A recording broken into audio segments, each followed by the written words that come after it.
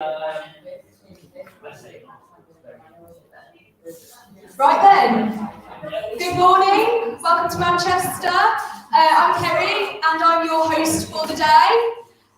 So I've just got a couple of little things to go through, housekeeping, that kind of thing. So first of all, you'll see on your desks, you've got a QR code. We've got a little Who quiz with a prize that you can have a go at. You can have as many goes as you want. So that's sort of open throughout the time. Chocolate is the prize, and Sarah Kant's book, yes, as well, signed. If you want to drink or snacks, we've got some in the room over here. We've also got some sponsors in there. We've got the Hectic Teacher, Kim, over here. Some of her books and amazing resources, which I'm sure many of you have used, are available in there. We have raffle tickets for sale in there. We've got a card machine, so if you've got no cash, there's no excuse. The raffle is towards the Trussell Trust, and our prizes include a visualiser. We've got various books. Yes, thank you for selling. Yes. And we've got various books. We've got a little bit of alcohol and some chocolate. So I would encourage you to take part in that. The Hectic Teacher books I mentioned before, Kim is going to donate £1 for everyone to the Trussell Trust, a charity that is really important and very worthwhile. I'd like to thank our sponsors. We would also like to thank our speakers. The first part of the day, we've got Dr. Sarah Kant, who is going to be via Zoom. Unfortunately, she can't be with us because of the rail strike. Then we've got a little bit of a break. We've got some speakers who are teachers, who are going to talk about sociology teaching. Then we've got lunch. After lunch, we've got our university speakers. We felt like we wanted to have some subject knowledge speakers. For those of you who have been teaching a long time, like I have, perhaps your degree is a little bit out of date. Or I know a lot of sociology teachers tend to be non-specialists, so that's why we wanted to have a look at that kind of thing. And also it's just really interesting to hear academics talk about their work. I really enjoyed the online events, hearing people talk about their work, so we thought it would be nice to have that in person. And then at the end of the day, we'll have a raffle and our Kahoot. What else do we need to say? We don't have a fire alarm planned. If there is one, obviously go to your nearest exit. Can I remind you to put your phones on silent, please? Having said that, we would really like to encourage you to tweet in particular. Our hashtag is TMIconSoc. So please, any pictures or comments, please feel free to tweet. And I think that is about it from me. 20 seconds. No? So we're going to start off with our first speaker, which is Dr. Sarah Kant, who is talking about In Defence of Sociology. Good morning, my name is Sarah Kant and I'm delighted to have been asked to deliver one of your keynote lectures today at your teacher conference. And I'm so sorry that I can't be with you in person.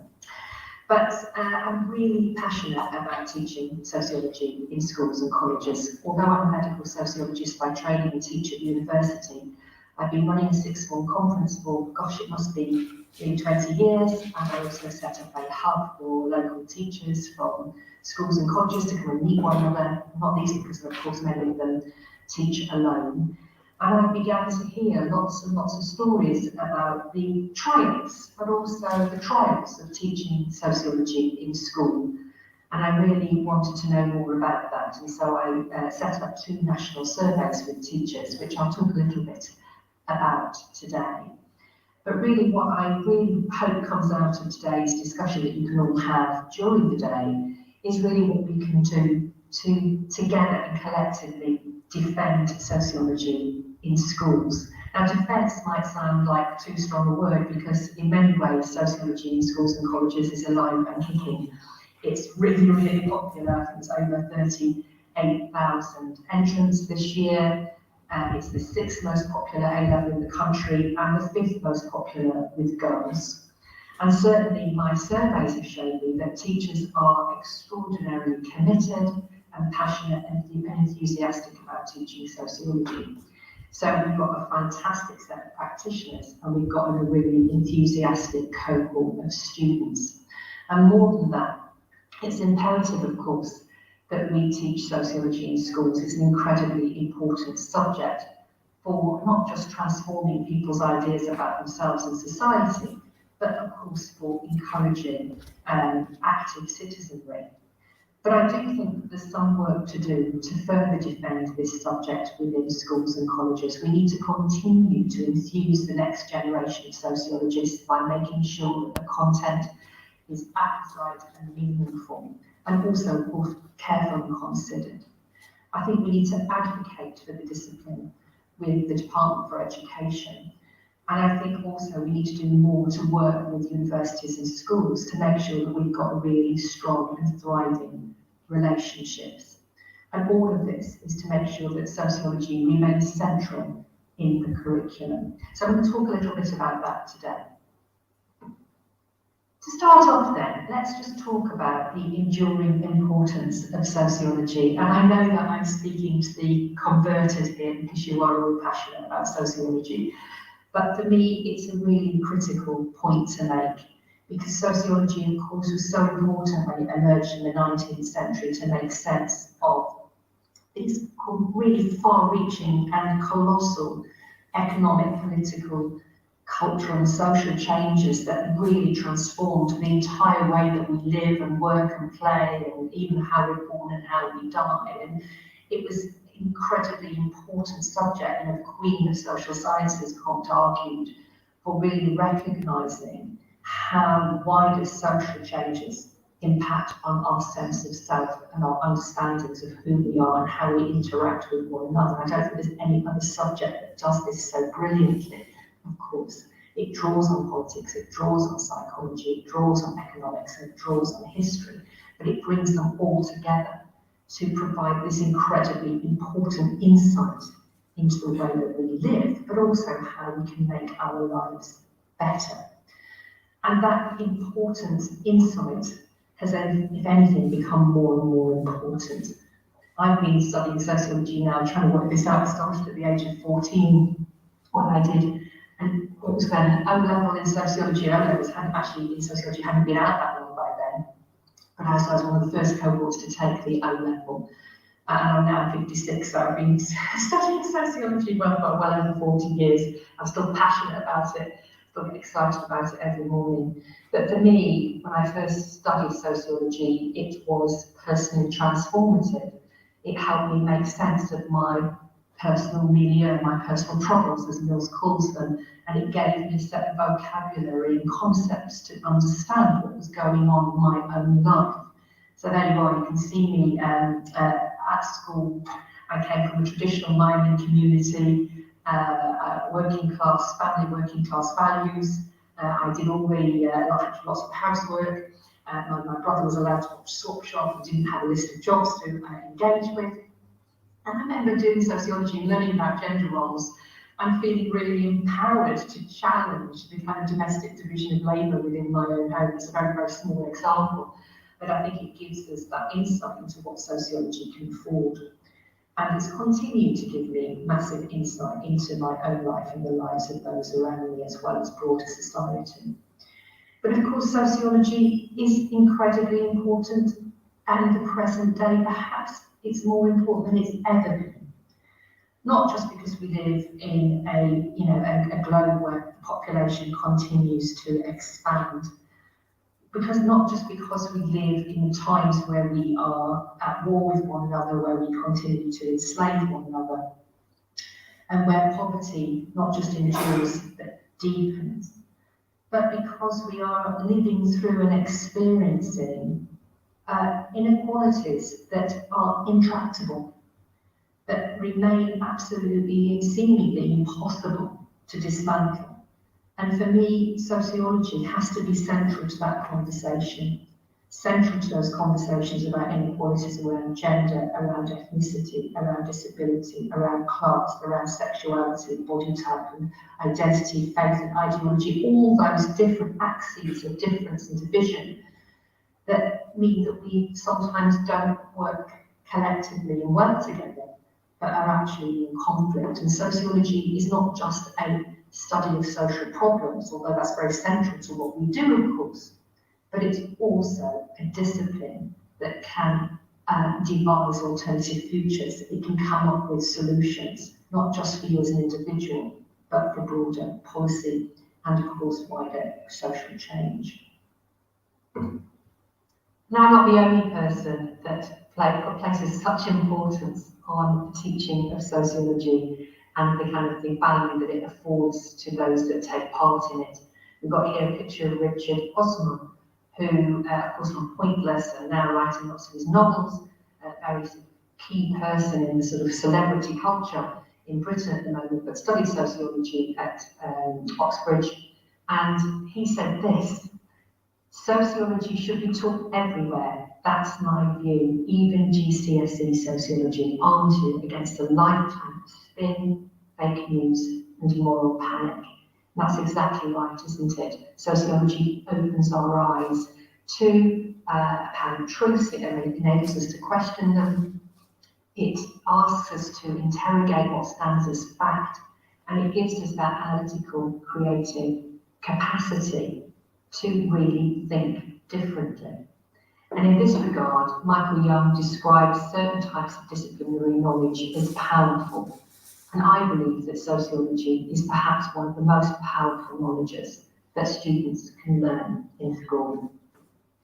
I think the power of sociology comes from its imagination, its ability to make this connection, as C. Lightman's taught us, between private troubles, or what I prefer to call private truths, triumphs and troubles, and public issues of social structure, to recognise that intimate connection between self and society, between biography and between history. And we do that in sociology by drawing, of course, on a fantastic theoretical repertoire, by mastering research skills, and by generating really important, powerful knowledge.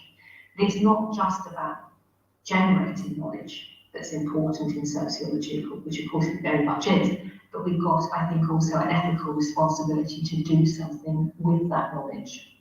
And this is what Ken Plummer referred to as humane sociology, which I really am welded to that idea, and Burrow describes it slightly differently when he defines it as public sociology.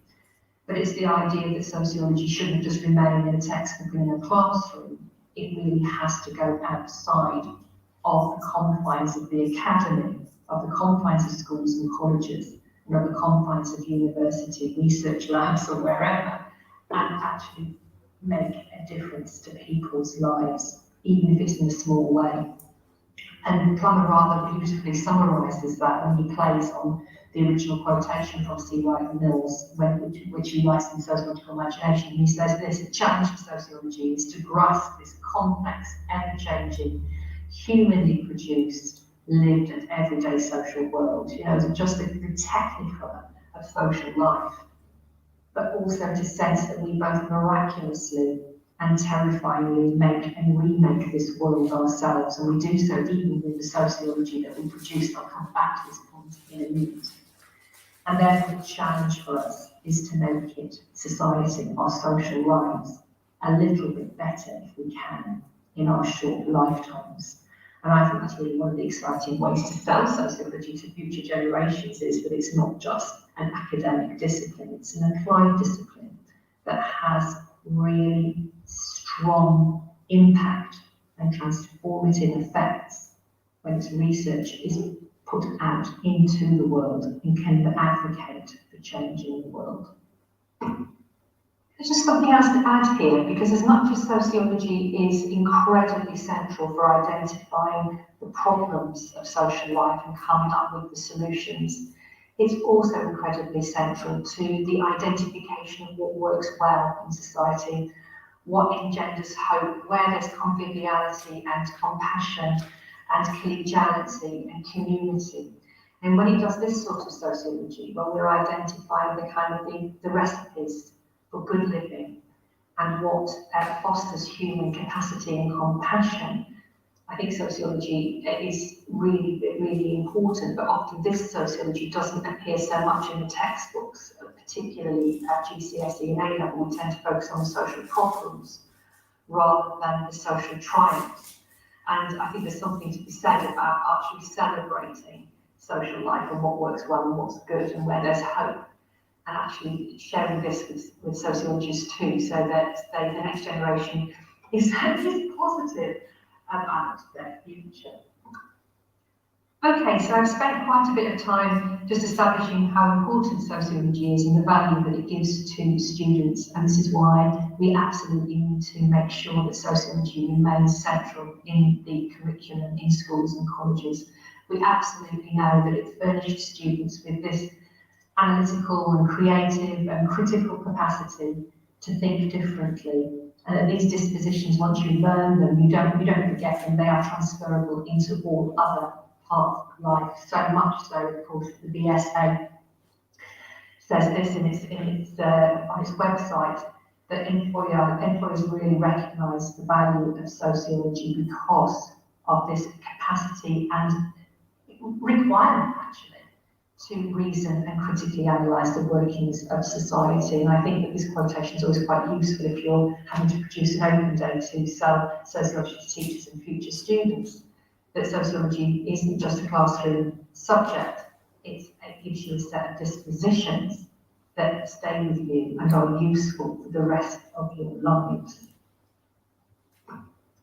Well, after all those good news slides about how sociology is a fantastic subject to study at school, I want to just turn now to what I think are some of the difficulties that we face currently. And in particular, a deep question about whether the sociology that we teach is at its best, and also whether it is afforded the status that it deserves. So the first point is, I think we've got two mountains to climb. We've got an image mountain, and we've got the problem of what is currently in the content in the specification. And these two ideas come out from my surveys with teachers. And the first paper that I've had published was called Popular but Peripheral.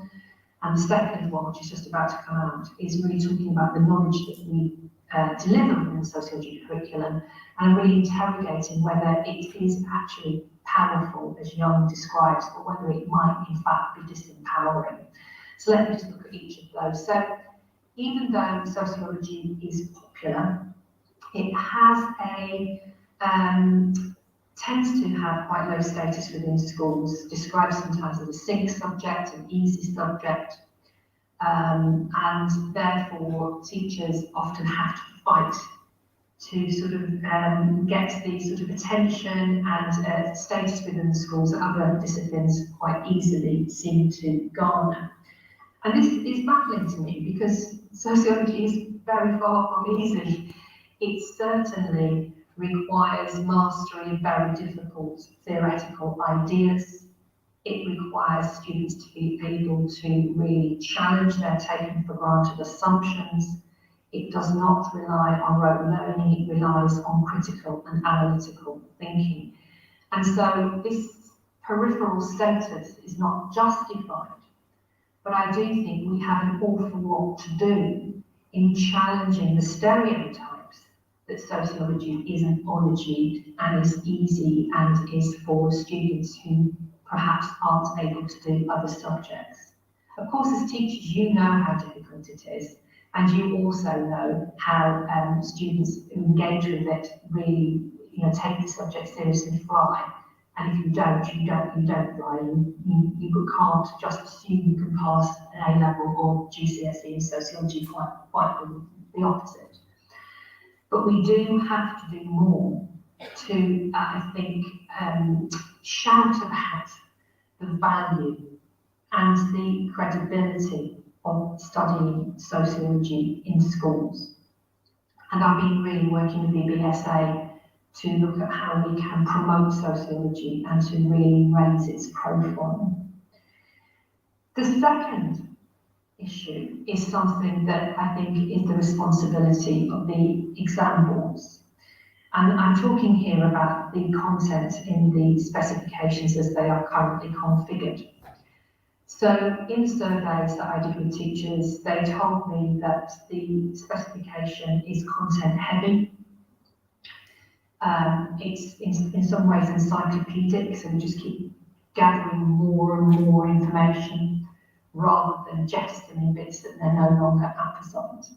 And the question about jettisoning bits that are no longer apposite is really important, because teachers also told me, and I also concur with this, is that much of the material that is taught is outdated. Certainly lots of the information we teach at the A level we don't teach at university anymore. But it's not just simply that we've got too much content and that some of it is outdated.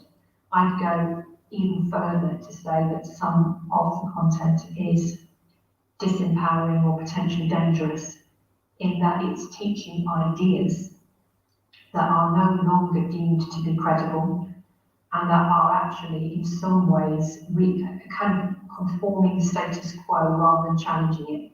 So I'm talking here a little bit, I guess, around sort of the notion of divisions of labours and sort of functionalist ideas within the home about expressive and instrumental ideas of use of roles. I'm talking here about cultural deprivation theories, for example, that put the blame on poor education achievement, or crime, for example, turning to crime rooted in the family. And the problem with those theories is that we're now much more careful and reflexive about how we teach those and how we think about them, and we understand that there are often deep social factors that sit behind cultural values, particularly, of course, the question of poverty. And that if we're not careful, some of this material can, well, first of all, doesn't sit with students that are hearing it, doesn't make sense to them, and it doesn't speak to their own experiences.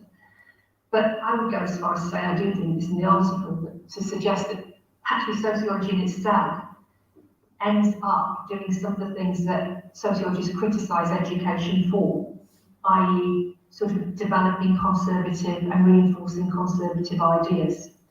And so this is a more radical suggestion, but I do think that we have to work very hard now to lobby with the exam boards and the Department for Education to look at the curriculum precepts and to look at the specifications. And there's actually great latitude for their exam boards to change the specification.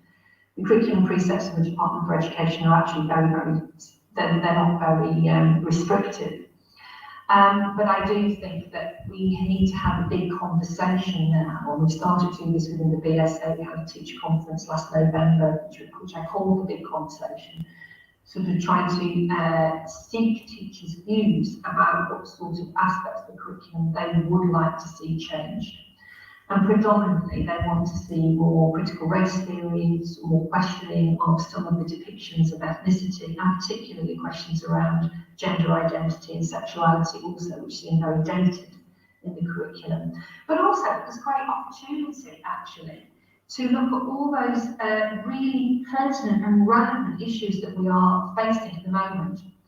The environmental crisis, for example, the questions of war, the questions of the pandemic, which are very much live in the younger generation's experience, but don't figure within the curriculum. And I guess one of the tragedies of the shift in the A-level, the way the A-level is organised, is the loss of coursework, which of course gave us great opportunity to allow students to develop interests of their own. But I don't think we can just look at the way the assessment and blame that. I think we have to take responsibility and lobby for changes to the specification to make sure that our sociological knowledge remains, as Young said, as powerful, because that is its ultimate strength and value for me. Okay, well, I was asked to keep this talk to 20 minutes, and I can see that I'm just nearly on 21, so I'm going to draw the presentation to a close now.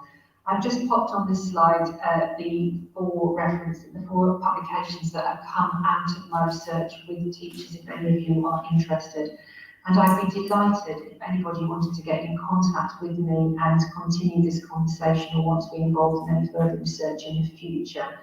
I wish you all the best for the conference going forwards. And again, my sincere apologies that I cannot be with you in person today, but unfortunately I've got family commitments and so couldn't make the journey from Canterbury to Manchester, which is such a shame because now that we're able to have face-to-face meetings, it's always much better to do so.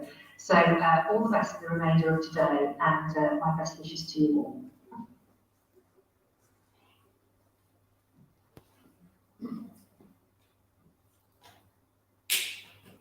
I'll just say something about that. Yeah. Some interesting food for thought there. Definitely. So just going to have a quick video from one of our sponsors, Pupil Progress. So we've designed example-specific tracking. You as a head of department, when you log into your area, you'll see all of your classes organised per qualification. This is the GCSE here, and then this is the A-level. I'm going to drill into the A-level because it's actually probably the most common qualification in AS A-level being delivered. What you can see here is this example of EDUCAS for Sociology AS A-level. You've got everything broken down into the exam board structure exactly. And what you'll see is it will calculate the grade in real time. So when I add data to the tracker, it is going to automatically calculate a grade for me using the very latest grade boundaries, also tagging any key topics against specific areas. So for example, you can see that these questions here have been tagged against specific AOs, giving me a percentage of the marks that are being achieved for those particular sections. So we're no longer just a grade calculator. Now, what I really want to actually understand is how far they are away from achieving their minimum target grade. So I can see this student currently here has a minimum target grade of a C. Currently, we can see if I open up the unit summary that they're working at a grade D here, and to achieve that C, we can see that they only need 25 more marks. And where this really stands alone from a typical actual tracker created on Excel or Google is those amount of marks away allow us to create a really clear action plan. I would then be diving in straight away to where are the weakest areas of the course. I can see that because I've got light colours where they're performing really badly against the amount of available marks, dark colours where they're actually performing well against the available marks, but also I can see the percentage of marks that are being achieved with their particular AOs. They are also colour scaled, so this student here is only achieving 38% of the marks that are available when tagged against AO3 as an assessment objective. Therefore, that's a really good place for me to start. You can see here there's a group of questions under this particular section that are not particularly going very well, and that allows me to start creating an action plan to achieve those 25 marks that we really need in order to achieve that C. Something that's really important for teachers to be able to do is be able to actually share what is happening with this particular student. So looking at Tracy Beaker here, what a teacher can do is actually download an individual student report and actually provide that student with a very, very clear breakdown of exactly what grade they're working at, how they're performing in each one of the key topic areas, and what this means for what they need to target moving forward with either vision, intervention, or in their future lessons. Parents' evening is also transformational. What you'll see with Parents' Evening is the conversations are incredibly focused and the parents have an increased engagement because they've got really clear understanding of where their child is performing, how their child's performing. But in reflection back to the student as well, the student really feels ownership and empowerment over their grade, which is really, it just has a huge impact on their ability to progress. Now, what I'm going to show you is the ability to add your own test. First and foremost, grade boundaries are set using show tools and actually being able to click on change grade boundaries. You'll be able to select grade boundaries from the very latest exam series. We will be adding in here June 2022, and we'll also be able to then add, you'll be able to make adjustments as a percentage between June 2022 and 23. So for example, if there's been a big shift between June 2019 and June 2022, we would advise that you add a percentage change of maybe 3 to 4%. Adding a test is also really simple. So I'm going to give you a context. We know why we want to track an end of topic test. We might have identified there's a particular area where students are really struggling, which is, for example, a particular area of the course in Unit 3. I want to then go and teach and reassess that. If I click on Tools and I actually click on Add End of Topic Test, I'll be able to actually add this to Unit 2. I'm actually going to add this, include this in being able to calculate the working out grade. So I'm actually going to name this and do it a Q&A. So I'm going to add it covering families, and this is the topic test that's going to cover families here. And I'm going to call this one question 1, and the value is 10 marks. And this one is going to cover question 2, and it's going to cover social and cultural. I'm just going to choose the paper that I would like to add this to. So I'm actually going to add it to just one paper and save, and that's going to take me back to the tracker. What you'll be able to see is that's been added up here. That means there's no VLOOKUPs or any complex formulas that you've got to work out on your existing trackers that are either Microsoft Excel or Google Sheets. And when I add data to it, I'm going to show you a couple of things. First and foremost, it's going to show me a colour scale mark, but it's going to give me a grade out of, it's going to give me a grade for the students, again, calculated using the grade values that you saw earlier, but each question is then tagged against those specific topic areas that we saw there, which was the social, cultural, and the family, giving you a percentage and a grade as well. So it's a really powerful way of you being able to see the impact of your teaching and the progress made, given that you understand the topic areas or AOs that you're not particularly strong in, and allow you to actually see that improvement happening. And what we're really just after, nice and simply, is these light colours to turn dark and for these percentages to increase. And the more of these, obviously, grades that are going to turn red into amber, green, and blue, the better. We're going to give you that breakdown of how your class is performing exactly. You can see here we've got a breakdown of the students performing above, on target, those groups that are actually below. You've actually got a breakdown of how they're performing with regard to the grade distribution. We can see there that grade 4, we should have at least 47% of students achieving a grade 4 at the moment. We've only got 38. We've also got a lot of students that are actually on target to achieve at the higher end. So are we actually neglecting our lower end students? This is the type of data that can pull through for you. And also a created subgroup analysis. Comparison between males. Is there a disparity? At the moment, males are outperforming females. Why is that? What do we need to look at? And other subgroups that we've actually broken down, for example, again, higher, middle, lower attainers, and then all of our subgroups such as SEN and EAL. It is really, really easy to access and is live. It's in real time. And on top of which, I can also bulk download my student reports. If I click on student reports, I can actually choose by either student or I can actually do it by class. So I'd like to choose a particular class that I'd like to download all of my reports for, or a particular student within those classes, and I can just click request report, and that's going to bring up an email for me, which allows me to then download them and print them instantaneously. I can even do it by attributes. So for example, female pupil premium, and these are my higher attainers, and it's going to give me those 5 student reports. You can see down the bottom here. And I'd like to actually request those reports. It's a really, really easy way for you to be able to get these printed and shared when you've got parental meetings or raising attendance parental meetings.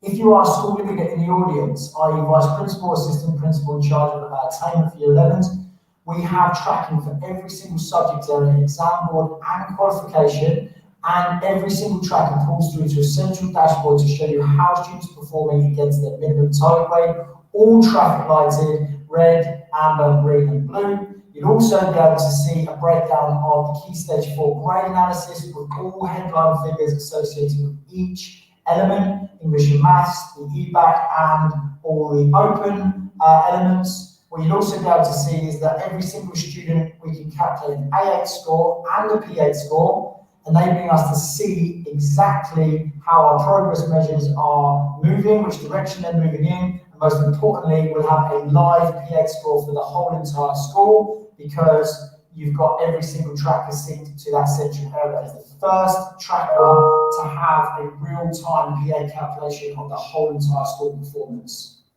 If you are interested to know more, all you need to do is go to pupilprogress.com. For those of you that are looking to trial the software, all you need to do is just go to Get Started Now. That is where you'll be able to action trialing the system. If you are a Pixel school, you are able to access, as one of our Pixel partners, 2 subject areas at 0 cost. That's 2 subject areas at 0 cost. All you need to do is click on this area to be able to actually see all the information, and you can just click register to get going, and then type in the name of your school, and you'll be able to see that the school's been added, and you'll be able to start, and you'll be able to also see that it's been added as a Pixel member, because we know all of the schools are Pixel members, and you can then just choose your 2 subject areas. So I would choose here, Sociology, and another area, potentially maybe English. Really hope you enjoyed yourself today, and looking forward to hearing from some of you soon. So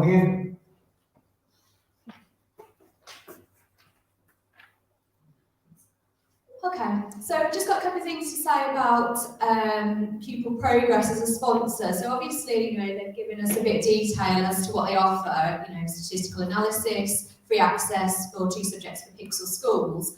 But for us as Teachmeet icons, they've been really helpful. They've really worked with us from the beginning. They have, as a sponsor, they're allowing us to have this event for free. So they have been such a big supporter of the Teachmeet Icons organisation. So that's something that I wanted to highlight to you. So we're just going to spend about 20 minutes having a quick break. About 15 minutes. So go and grab yourself a cup of tea. We're going to then move on to having our teacher speakers. Go and grab yourself a cup of tea.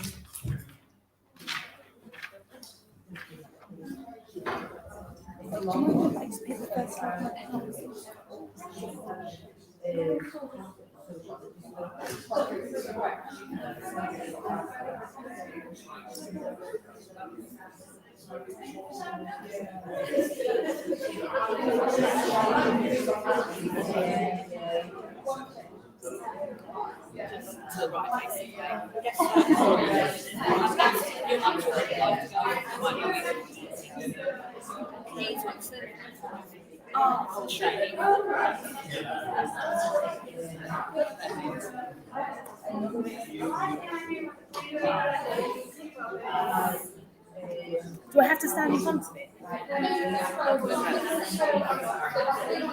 Oh, right. Oh, right, oh, okay. So I was going to, I just realised, because obviously they're going to be right.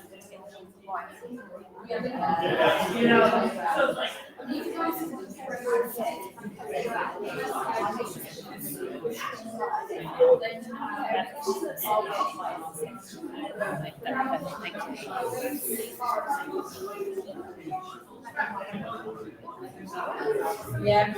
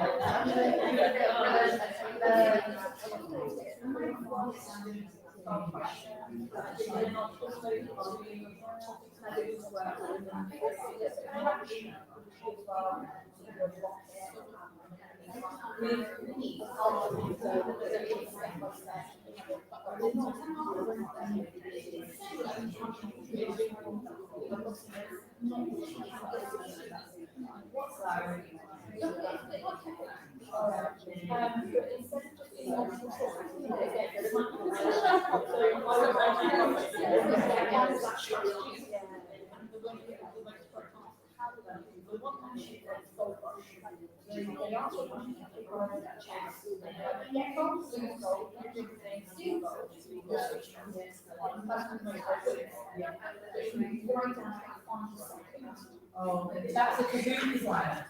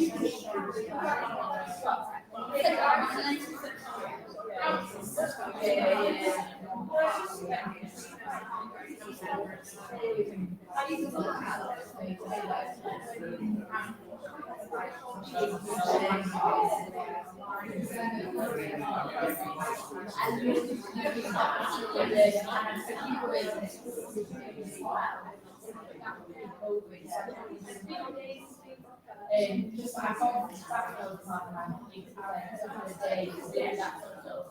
And I really look very quickly I just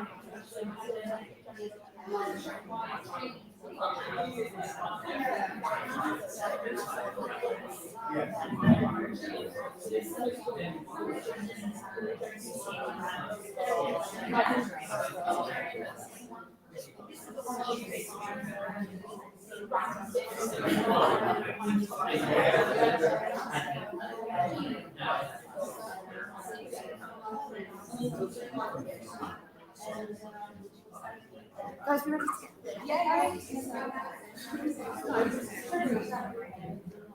say yeah, so if you keep on time. I've got the first speakers. Yeah, okay. Each speaker. We've set spaces for those. Yeah, I told them 5 to 10.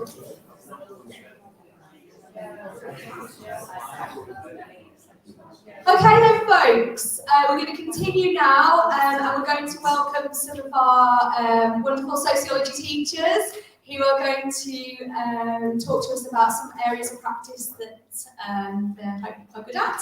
So I'm going to start with Katie, who's going to talk us through sociology outside of the classroom. Right guys, hi, as I said, oh goodness, I'm Katie. I'm going to talk about something that maybe I'm good at, let's just see, but I'm hoping I won't do much talking, a lot of it will come from you yourself.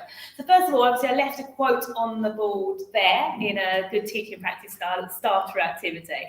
Obviously I don't know if you've got the chance to have a look at it, but just have a little moment to reflect on that. So it's the idea of see what meals, the idea of life experience, impacts on like your actual work, and really that's sort of central obviously as sociology teachers to our teaching practice is really this idea of making sociology real and not just something that happens in a textbook. And that's obviously what Dr. Sarah Camp was just talking about. We were like, oh wow, she's like, that's exactly how I feel. I think a few of us were just nodding and going, yeah, that's exactly what I believe and I do. So any thoughts on that idea? I mean, does anyone feel here they feel that's something they do particularly well at, or they feel that that's something they feel passionate about? Does anyone feel brave enough they want to sort of share their thoughts on this quote?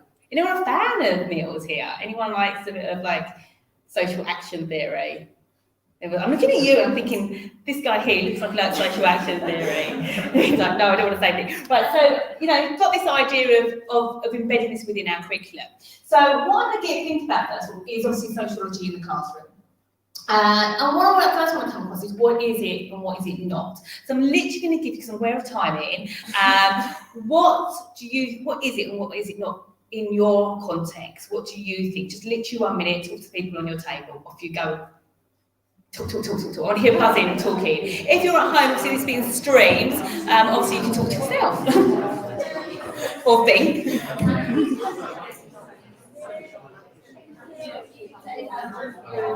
Be aware I am going to ask you to suggest some of your answers.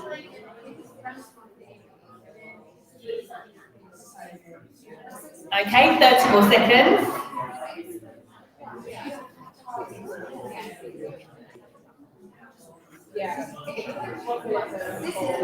Okay. Sounds like there's some really buzzy questions in, and hopefully this is just like a sort of start thinking about this and really sort of taking maybe one bit of the curriculum and reviewing this. It's a great time of the year to do that, isn't it? Things that we already potentially do. So I am going to click on you because you've made the eye contact. Your name is? Alistair. What is it to you? What is sociology like outside the classroom? What does it mean to you? What does that look like? Okay, in terms of what goes on in an individual kid's mind, it is trying to understand what's taking place around them in their everyday life, and applying some of the social ideas and things we talked about, concepts and abstract theories, and see how they play out in reality. There always be attention to it.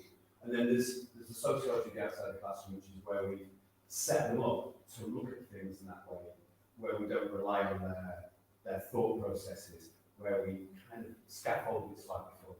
Excellent, and I'm so glad you went straight to that, because I was hoping that was going to be a thing. Sociology, like you said, is making that sort of contextual idea. I think that's what Sarah. That's what it means to me. And obviously Sarah was saying exactly the same. That actually we've got really important jobs as sociology teachers. That's what we were creating. I think you talked about more like the sort of micro idea, that it sort of expands students' minds and putting it into their own context and their own lived experience. And maybe on a macro level, for me, it's about them as future leaders potentially, that they're going to have, you know, that sociological slant when they are going to be potentially doctors or barristers or, you know, managing directors, and hopefully then that's where you get that catalyst for social change on more of a macro scale. And so I think it's a big responsibility. What it's not, and I'm glad that you went straight to that, Alistair, is for me it's not what would you say it's not for you? Great eye contact there, and I love the green top. So what is it not for you? Oh, good. Did anyone consider the not? Good. Okay. The not for me, and it's just again my own subjective understanding, and as I was thinking about it, was that it's not homework. Do you know what I mean? It's not, let's go and do something because that's what my trust, or that's my school, or that's what the curriculum expects. And I think sometimes there's things that we've got that push and pull factor, haven't we? That we've got agency versus structure, and there's things that we've got to do versus things that we want to do. And I think sometimes it's really hard as sociology teachers that we've come into this because of a real passion for sociology, to sort of make sure that we stay true to what being a sociology teacher is. And I think, you know, Sarah said that so wonderfully about the whole idea of empowering students. And I wrote that down. I was like, that's, for me, that's what it is. So I've put a long list, and I'm not expecting you, and these are just some things that I personally do, and I'm sure you do some wonderful things as well. You know, like I know Kim's going to talk about flipped learning later, and I'm a big fan of flipped learning. Like, I think that's where you can concentrate on those sort of high order thinking skills within classrooms, because you're not then standing there going, this is what, I don't know, globalisation means, that actually you can have a discussion about what that really looks like in society in the classroom, and you're not concentrating on that flipped learning. And it is like mini projects and things like that, but they're not things they have to do. It could be, as Alice has said, those moments where they go around the dinner table, oh my gosh, that's me, or oh, I didn't think of it like that. Or that realisation when they're at the cinema. That's one of my great things. The students go, I don't know if you've all had this, the students go, oh, I went to cinema, I can't watch the film the same again because of sociology. And I'm like, yes, I've done my job as a sociology teacher. It's, you know, one of the students said the other day, they said they just look at things more critically, and I think that's ultimately, isn't it our goal? Yeah? I think on a real sort of, I don't know, maybe in the macro, but like when we first started like university, we're like, I'm going to use, I don't know if you felt the same, you might not. You know, university, like, I'm going to change the world, I'm going to stop racism and homophobia and sexism, and it's all going to be equal. And actually, there's moments where that you don't feel that's happening. But as sociology teachers, we're really lucky that we can try and change even one student, and that's like a great thing. It's that empowerment, which Sarah said. There are challenges. I don't want to spend too long on that because I'm conscious of time, but there are challenges. But I think the goal is how we overcome them. So again, I don't know if you've got time for this, but just literally, for you, 1 minute, 30 seconds, just have this quick conversation with the person next to you. Again, what do you think is the biggest challenge? And maybe this conversation continue like outside of this session, outside the classroom. But how do we overcome them? Just literally 30 seconds on that. Of embedding that in the classroom, that outside idea.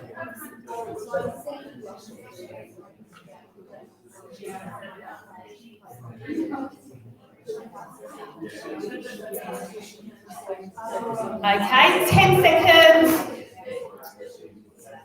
And 5, 4, 3, 2, 1. I'm popping into teaching mode there. Go for it. What is the biggest challenge then, do you think, in encouraging this outside the classroom culture? So, parental disengagement, culturally or material crime, Yeah. these things that we were saying in education. Yeah.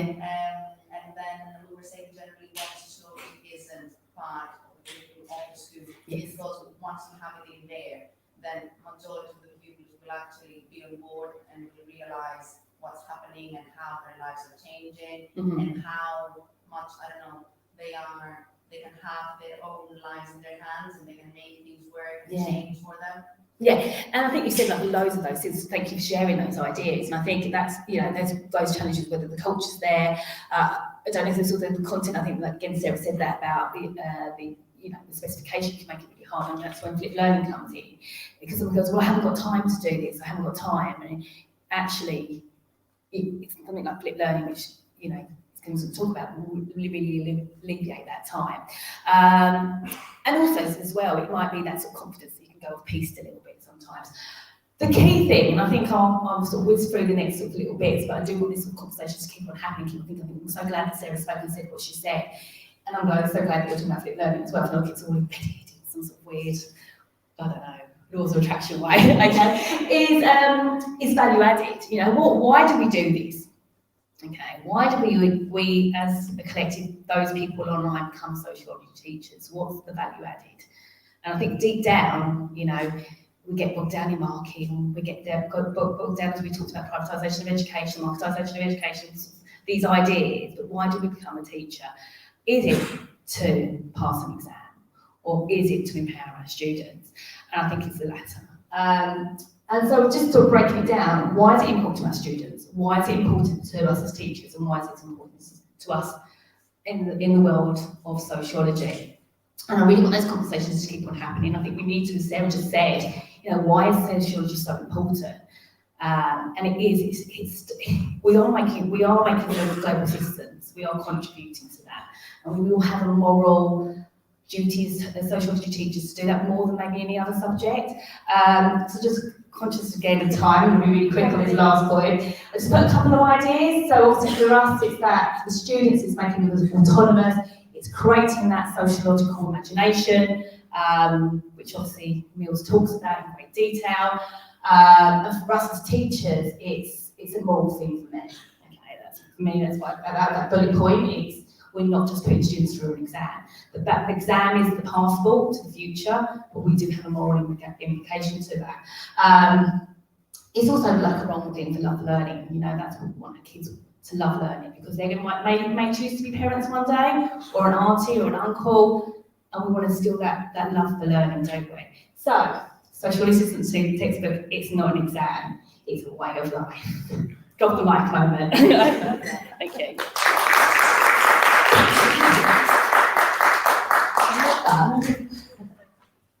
Sociology is a way of life. That's what we should have on our next set of t-shirts, I think. Thank you for that. So we're going to have Jodie, who is going to come and talk to us about using booklets in sociology. Thank you. I'm going to stand, sorry, Mike, I might use the mic.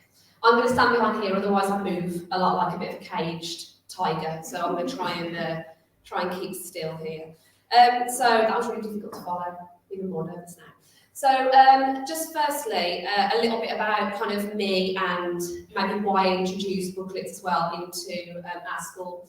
It kind of happened over lockdown, actually. I work in a school that is in a very deprived area. And we found that a lot of our students hadn't got access to the internet, computers, textbooks, anything. So when we were trying to set work for them to do at home, it was a massive barrier for us to overcome. And booklets for me seemed like the obvious solution, because I could produce them at work, I could make sure it had everything they needed, and they had access to everything they needed at home, regardless of whether they could access the online lessons or, sometimes they were sharing computers with 3 or 4 siblings. So that's why they were introduced initially.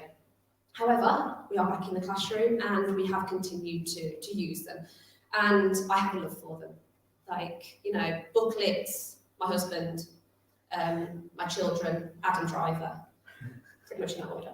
So that's why I wanted to kind of share my love for them with you today. So, I've got a clicker, I'm not used to these either. Do I just do the arrow? Arrow that way. Right. Yeah. Okay. So the first thing then is about kind of consistency. Now, the booklets for me, what they enabled was consistency across the curriculum. So they give that kind of basic level of quality that is needed throughout those lessons, regardless of who was delivering. And it meant that all students were able to access everything in the same kind of way.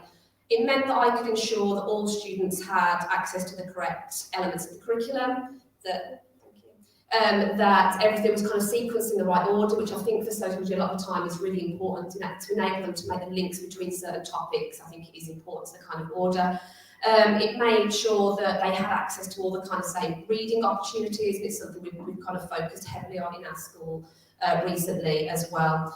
And it meant that they had lots of opportunities for like guided and independent practice, which we find really important in sociology as well.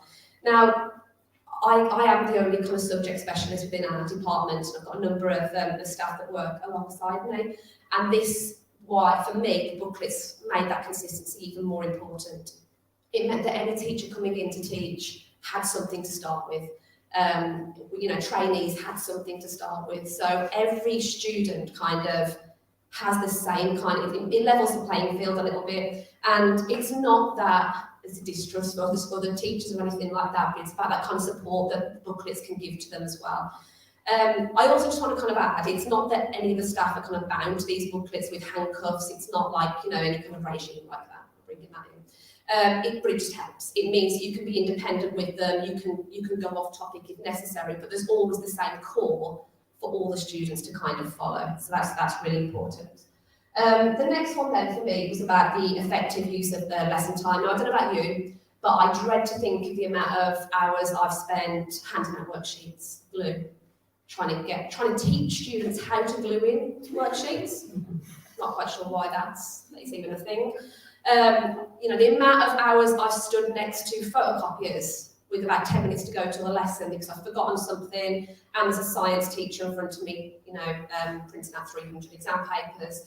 So it kind of gets rid of all that. It means that every minute you have with those students can be actually utilised for the teaching and learning, which ultimately is the most important part of our lessons, not handing out things, not kind of teaching the gluing in, you know, just absolutely minimising that lost learning time. Now, it also kind of means as well that, you know, you've got that kind of efficiency of everything being in one place. You're not having to worry about where have I left that, where's that, where I put those sheets, where are those bits. Everything is with them, they've got everything in the same place. And like I say, it just means that we have more time for that teaching and learning, the things that matter for us. So that was another reason why I kind of introduced them.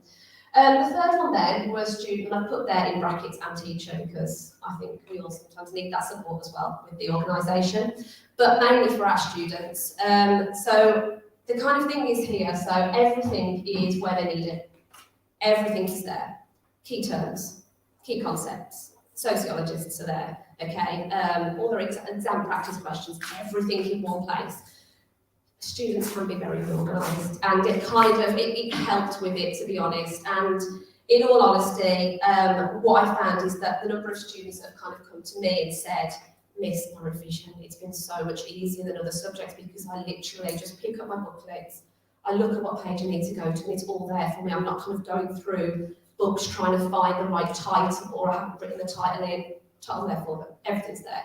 So it's kind of really helped them with their organisation with that as well, and making sure that they can make the most effective use of their time when it comes to revision as well, rather than spending 10 minutes finding something. It's there. That's 10 more minutes of revision. So that's been really useful for me as well. The next one, and obviously this is work in progress, but the outcomes. So because obviously we have more time for the practicing and applying and discussing sociology, because that's what we want to do, but sometimes we're bound by the note making.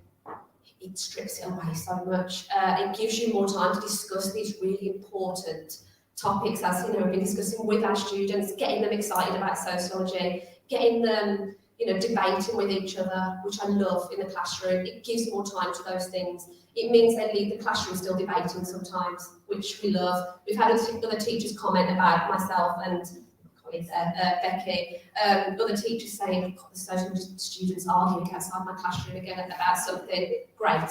It's because we're actually able to embed those skills much better because we have more time for those things as well. And ultimately, obviously, I can build in really good evidence-based planning into those booklets as well through talks with members of staff. The curriculum is becoming stronger. I think our practice is becoming stronger because we have more time to discuss what should and should not be in these booklets. What's working? Why is it working? Well, it's working, let's leave it. This isn't. Let's change it, let's get rid of it. And I think that has massively improved things as well. So obviously they're not, you know, still work in progress, but I've definitely seen an improvement in the, you know, the students over the last couple of years whilst using this. So those are my main four kind of reasons for using them. The other things that I wanted to go through just very quickly is about how I actually use them. So creation first. The first thing I would say, and probably thank you to the people in here as well, Twitter and Facebook are amazing places for resources. Nobody needs to make things from absolute scratch all the time. Okay? Although I'm so grateful that you do. I think we all are. Magpieing stuff, so much of what I've created is because of things that other people have created. So if you are in here, anybody, thank you, I'm sure you are, and everyone else at home, but it's just so great to have that kind of community where you can share these things and use people's things, that's why they share them. In terms of actually the kind of creation, I try and block them quite carefully, again, to help with the organisation. They're labelled, they're colour coordinated, read graphics, hate me for it. But it helps with things like crime, read book, get it out, it's easier. Okay, so I am a bit extra with stuff like that, but it does help. I also try and kind of keep things, again, consistent as possible in terms of how the lessons and units kind of work. Students get into a routine really quickly with this. So they know they come in, they're doing usually some kind of retrieval to activate any prior knowledge that they need for that lesson. It means I can bring the links in. They've got the chunked information there, they've got their reading activities there. So we kind of use the, pros and challenges, I'm sure lots of us do, to kind of create these to make sure that those kind of really good evidence-informed practice are kind of in there as well.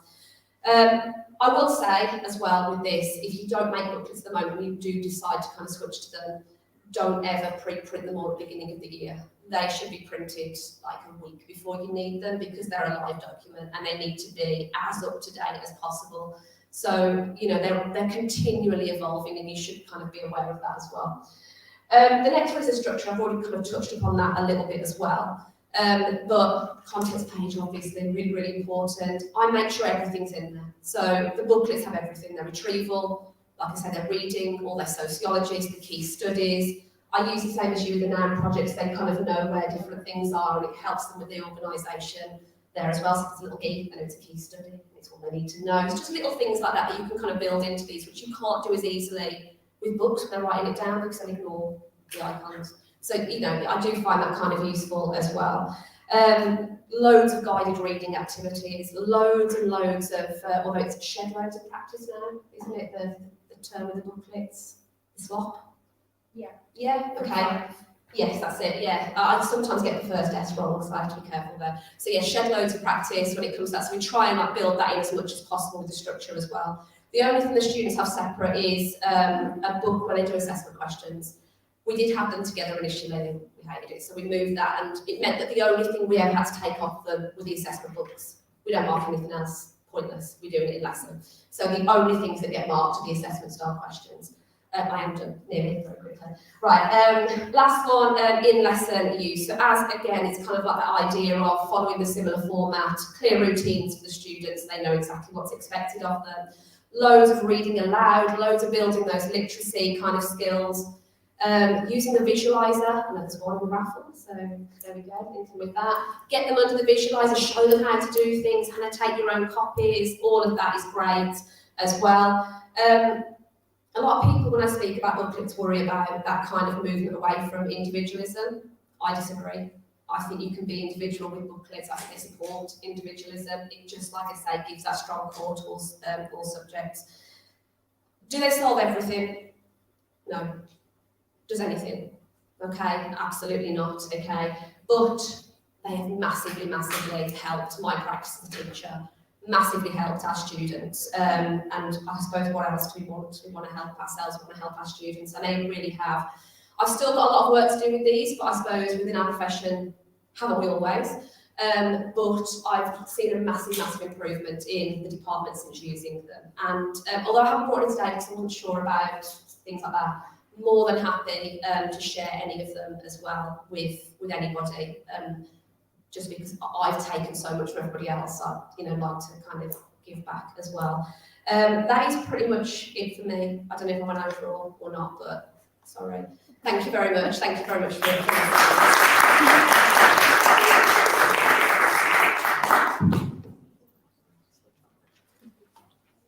Thank you very much, Jodie.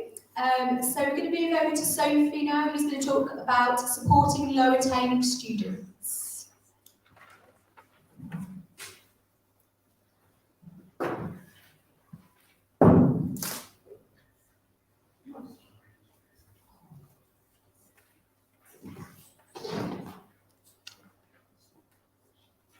Hello, so I'm just getting over COVID, so if I start coughing, please do forgive me.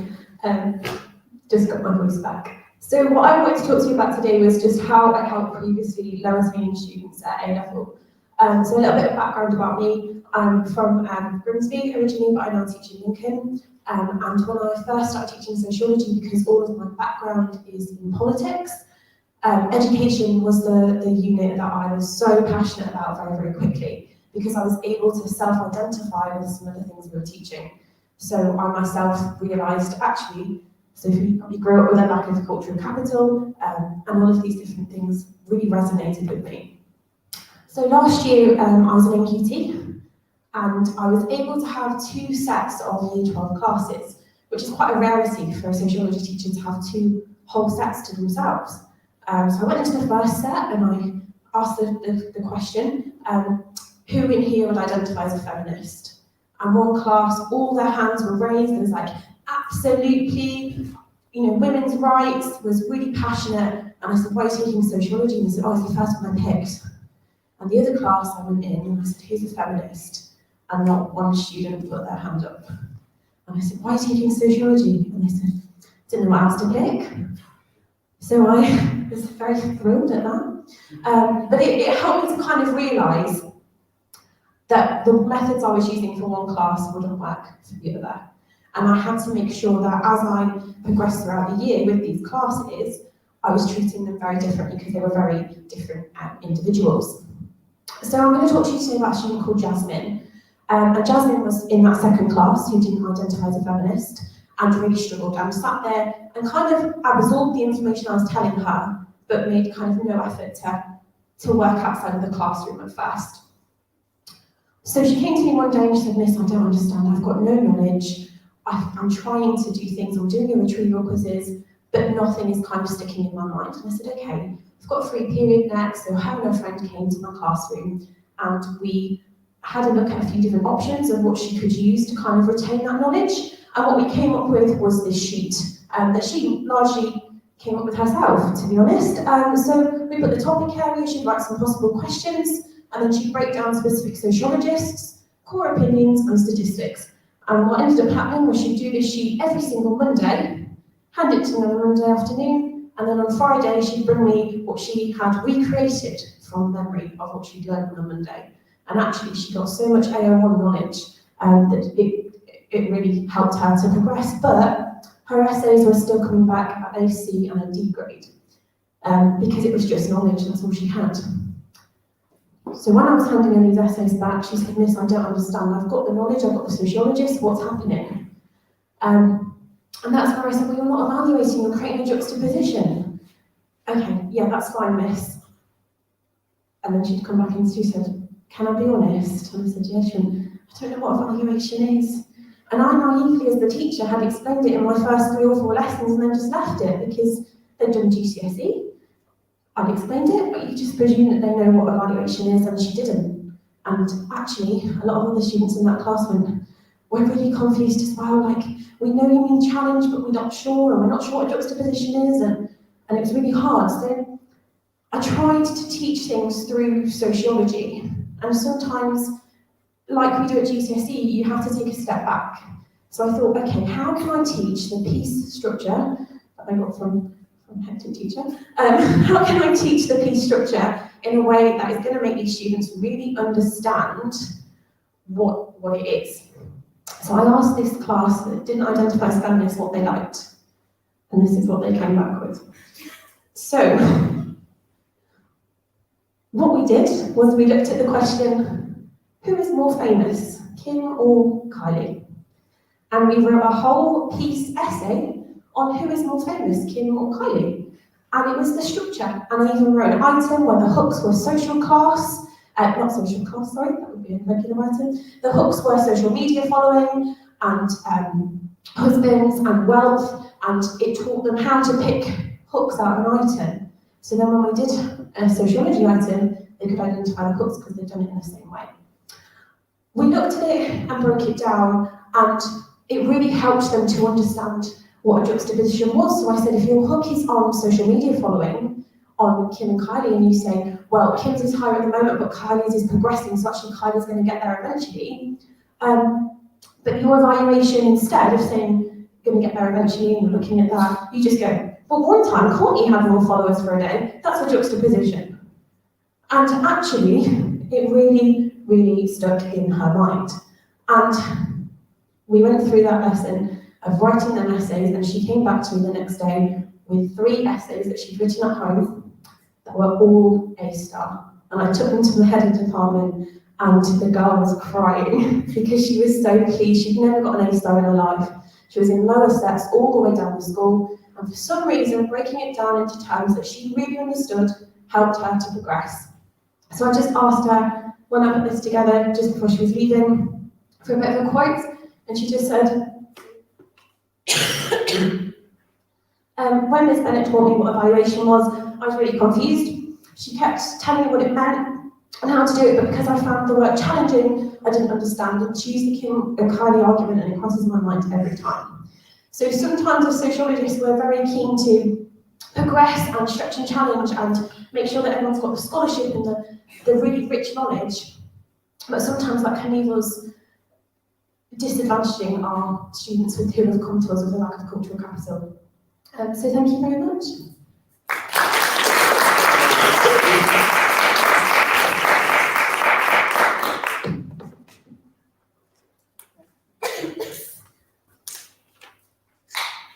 Thank you, Sophie. I like that idea. It's really interesting. We're going to move over to Kim now, hectic teacher, who's going to talk us through flipping sociology.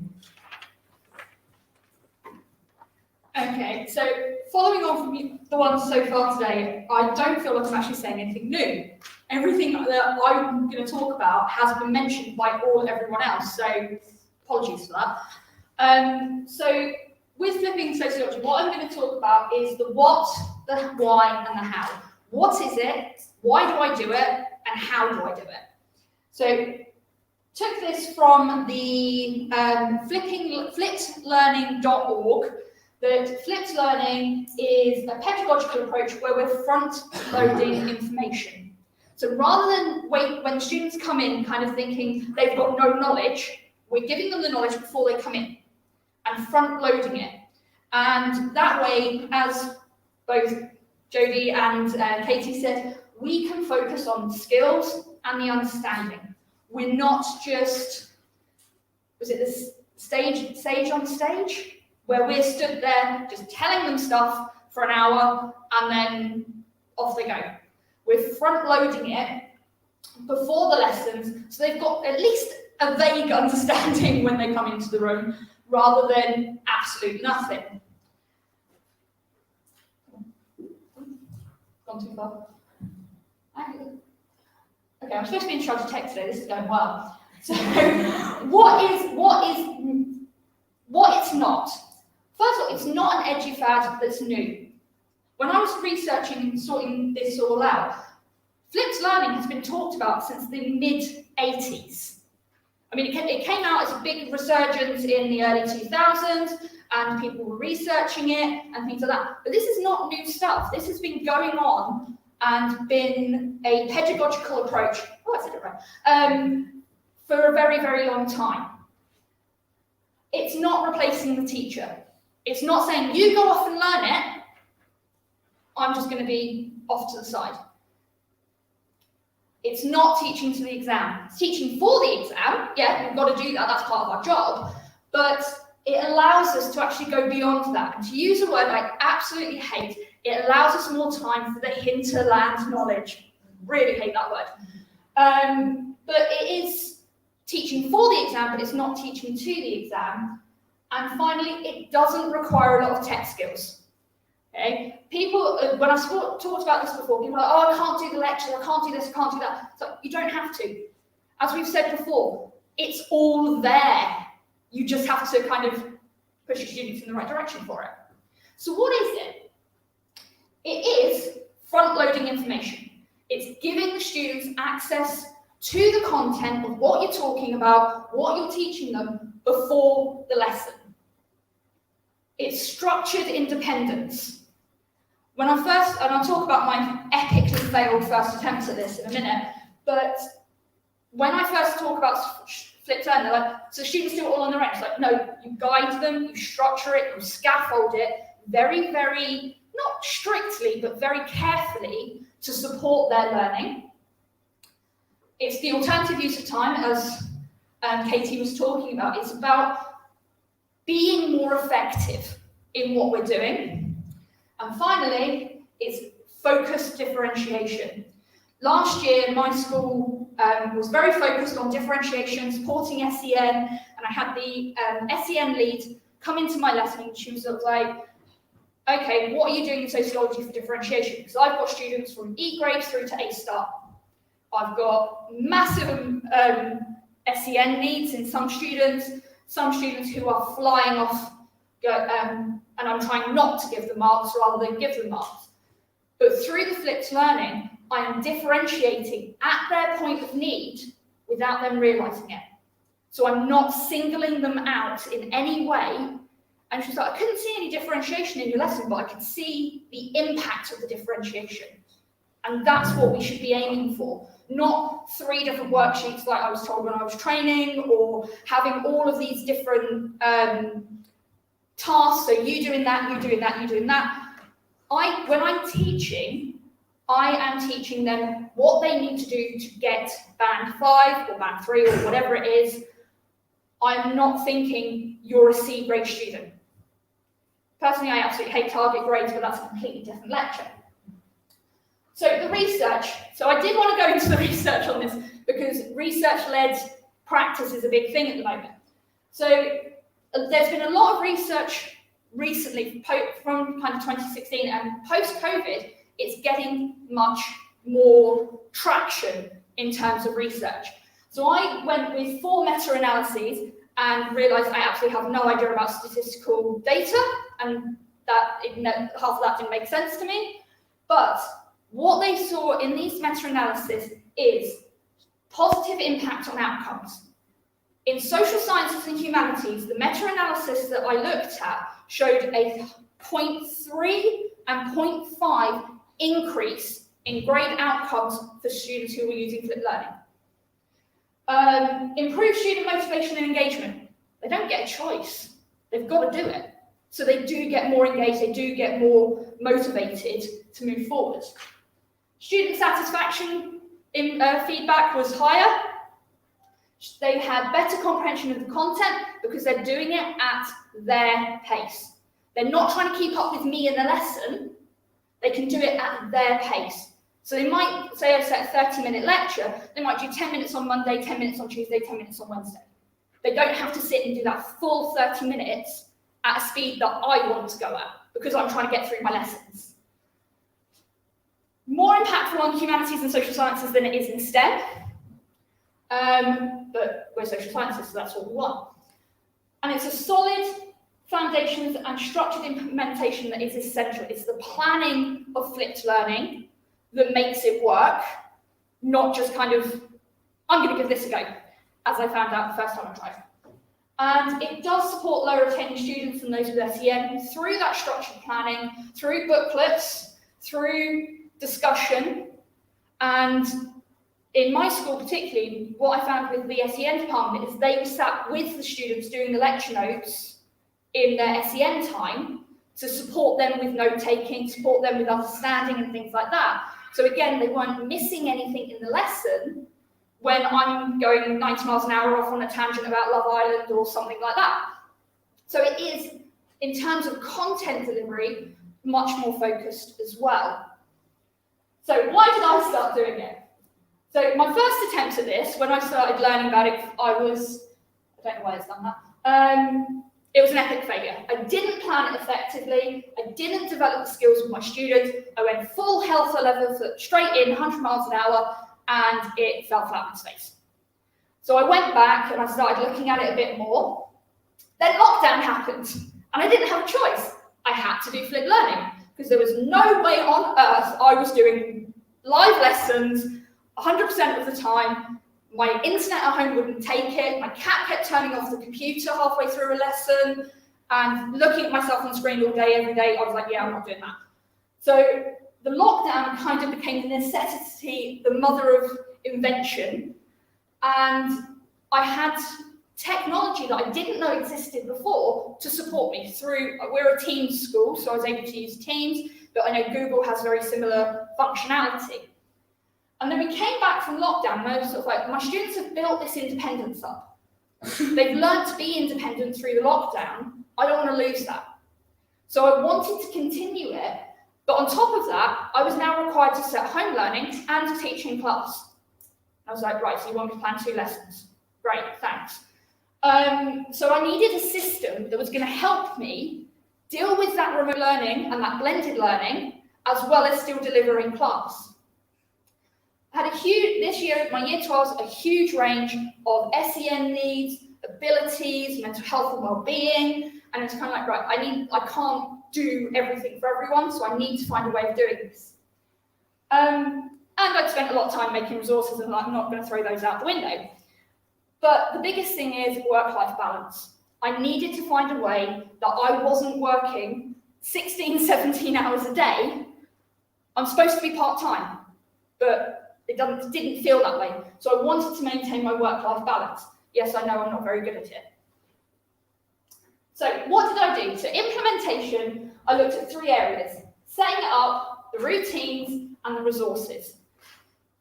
The setup of it was I didn't go in 100% straight away. With my year 12s, we teach theory and methods as our first unit. So I use that as a way of building the skills that I'm looking for in flipped learning. So I explicitly teach how to take notes in that first term of year 12. And I think that was a mistake I'd made for many, many years, in fact that I assumed, starting year 12, my students knew how to take notes. They didn't have a clue. And they were trying to write down every single word I said, which slowed down the lessons. So I explicitly teach note-taking. The only one I don't teach is Cornell, because I can't get my head around it. Okay, so I just give them it's kind of like, if you like Cornell, here's a YouTube video. I teach active reading strategies. We do it in class. This is how to do active reading. The kind of highlighting, why have I highlighted it? Give it a subheading, summarize it, identify bits you don't get. The digital repository of resources. So we have StreamYard, SharePoint, but I also direct them to my website. And it's kind of like, yeah, it's all up there, just go there, it'll be fine. And I chunk everything. Now, I don't know if this is how my brain works, but everything gets chunked down into manageable sections, like that. So I took the entire course and broke it down, gave everything a code, because I like codes, they make everything work well. And each of those codes is a flipped learning phase.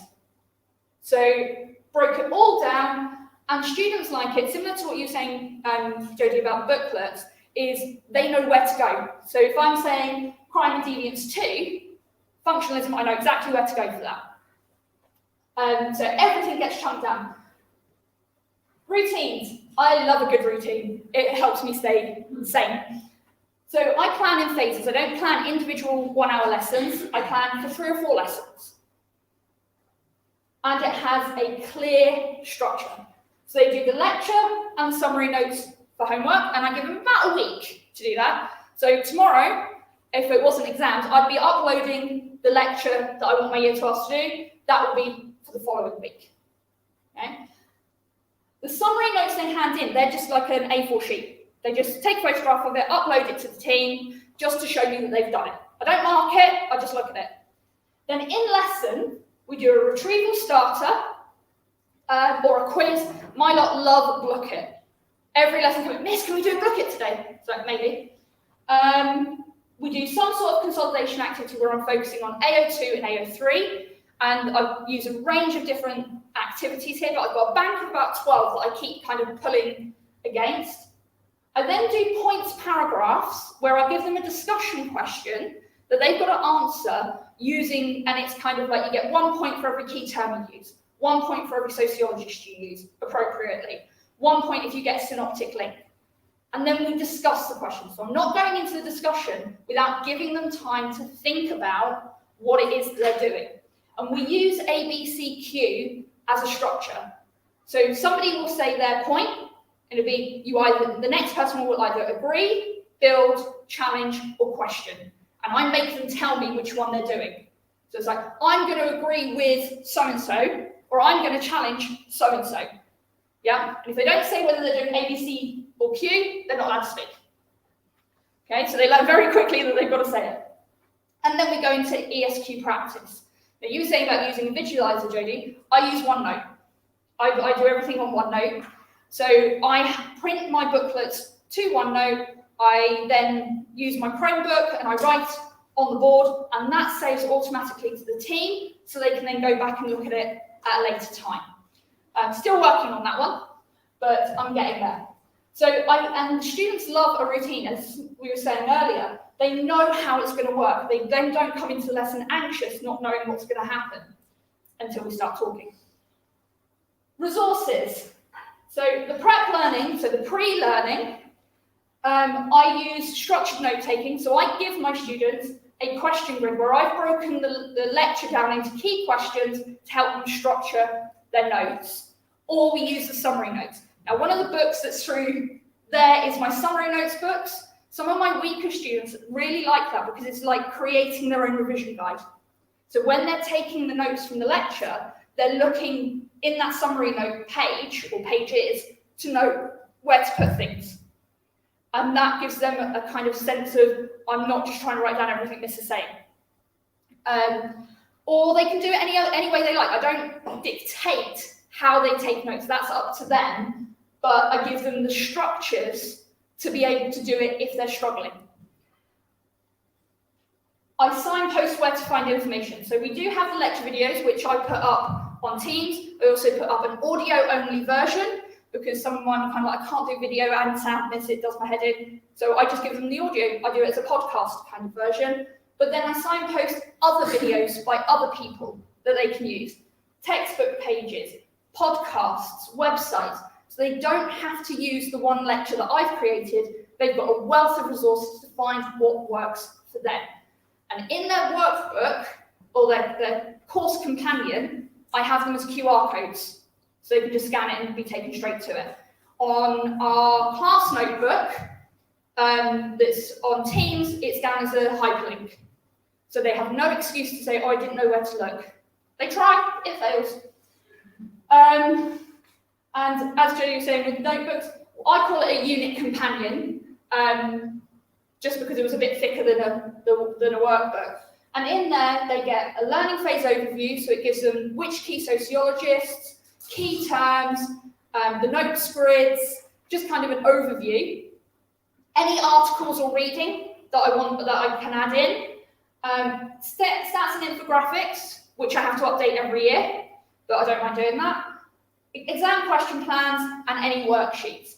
Now, as I say, it's not restrictive, but again, gives that kind of core area for them to work with. And it's also great for cover, because I can just go, right, work through that learning phase in your book, and I don't have to create anything more for cover. So what have I learned, lastly? First of all, I can go beyond the core, I can do that hinterland knowledge. And I can make my synoptic links explicit. So when I'm doing retrieval and things like that, I'll be like, so what does this link to in what we did in education? What does this link to in terms of that? So I'm giving them a hint at the synoptic link, but they still tell me what it is. Students appreciate being able to go at their own pace. It allows me more one-to-one support, but also student collaboration. My year 12s this year have set up their own little study group that they meet once a week and do their sociology stuff. Preparation is key. It's not something you can just start tomorrow. It does take time to prepare for it, but once it's set up, it saves a ton of time. Remote work and cover is easier to set because you've got everything, at least a basis there to set.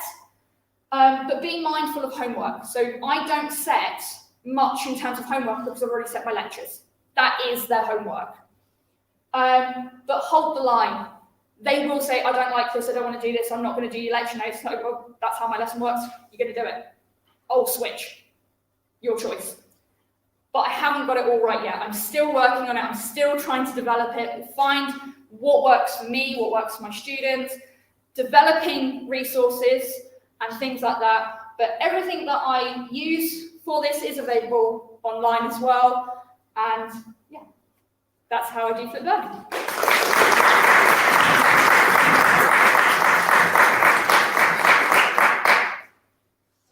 Thank you, Kim. I'm another convert to flip learning. That's how I teach as well, and it's just fabulous. And you're absolutely right about the time saving once it's set up.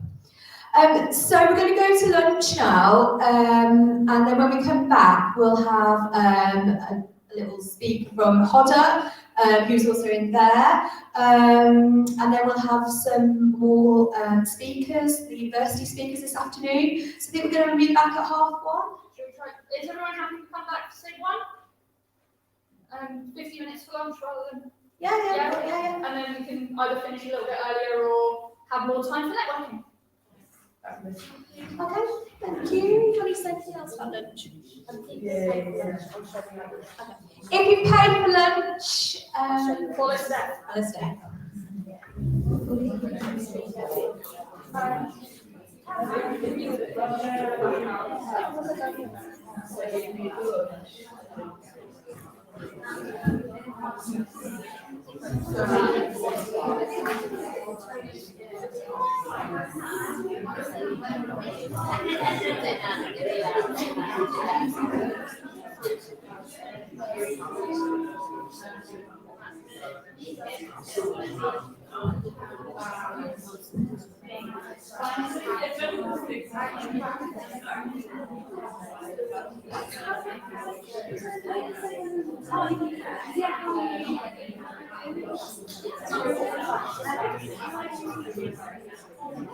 I've got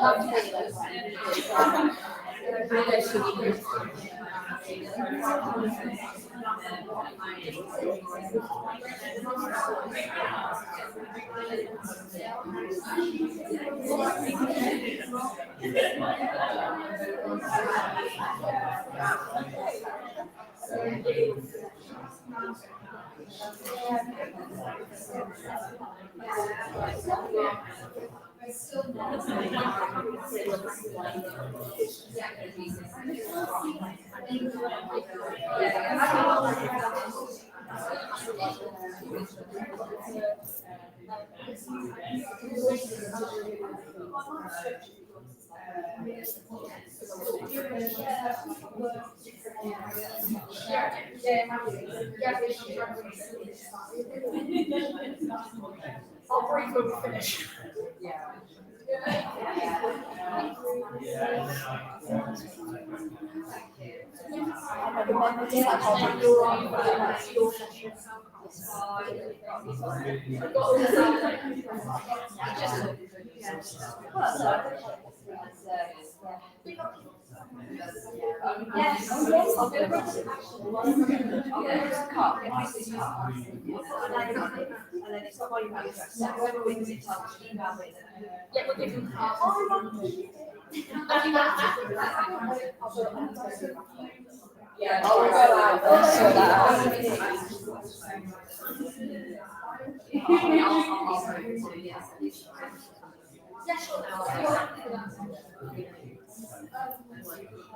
Yeah, I mean, I'll taste it on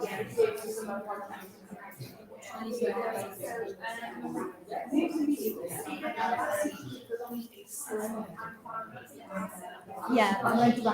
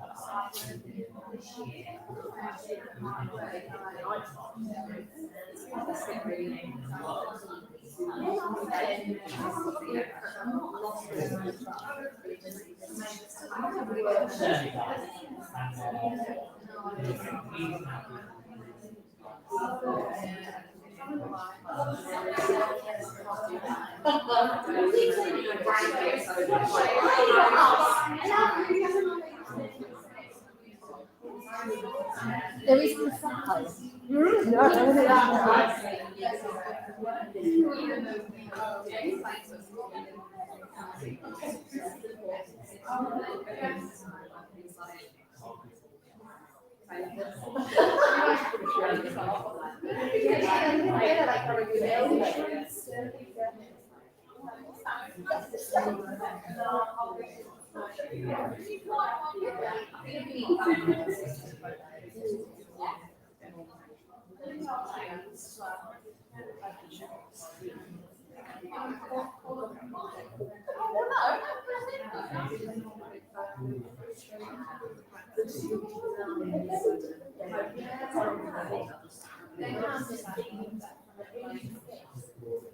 There is prosecco wine.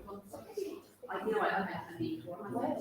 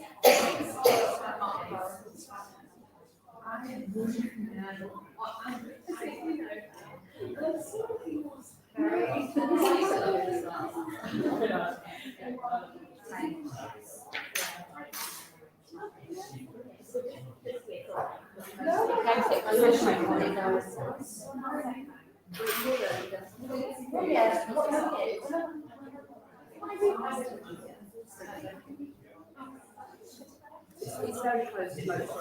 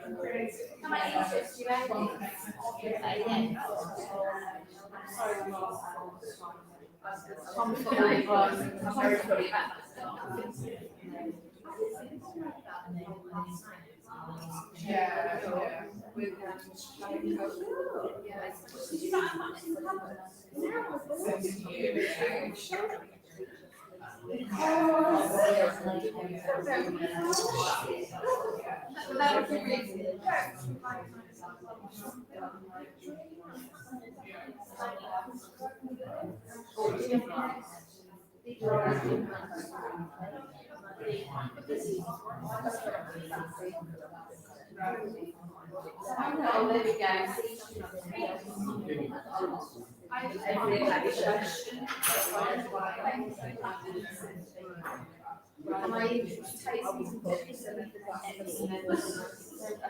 I'm driving.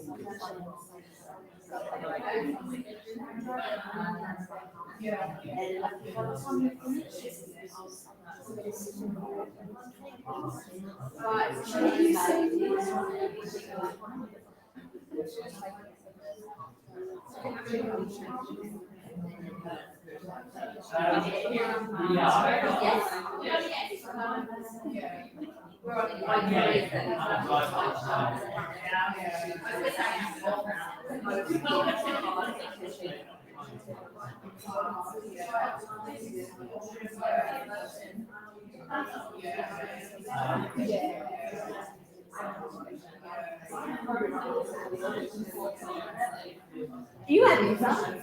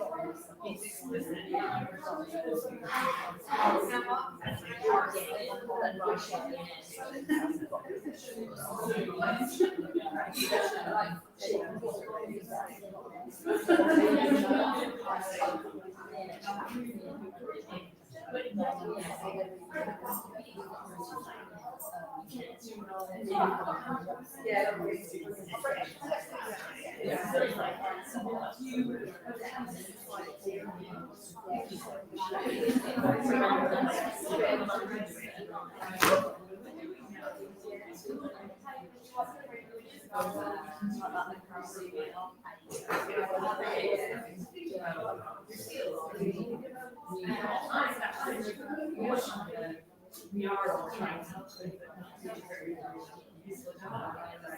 and it is one of those things where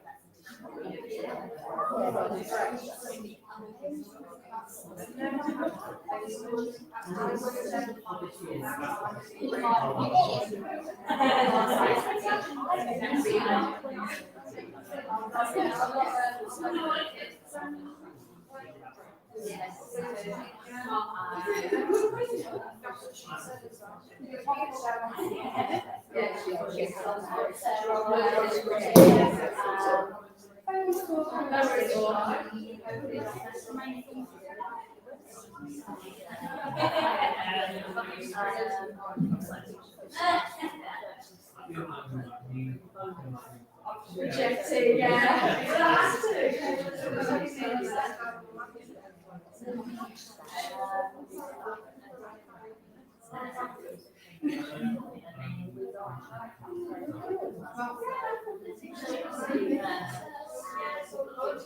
Obviously we've got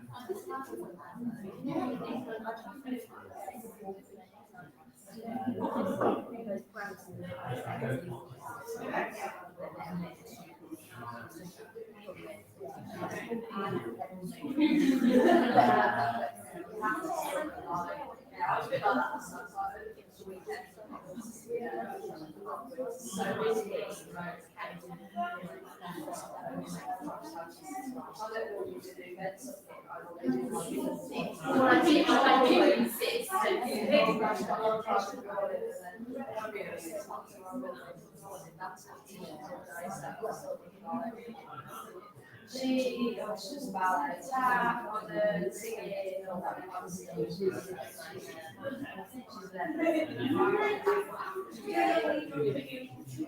Oh, yes.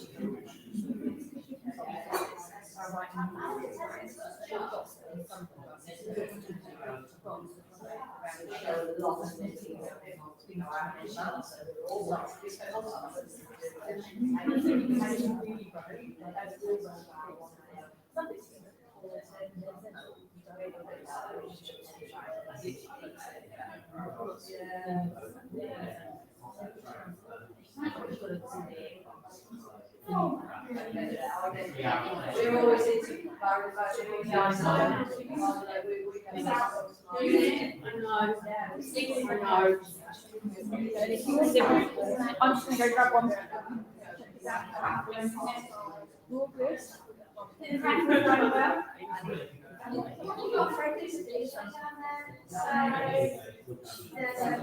This is, I'm jealous now.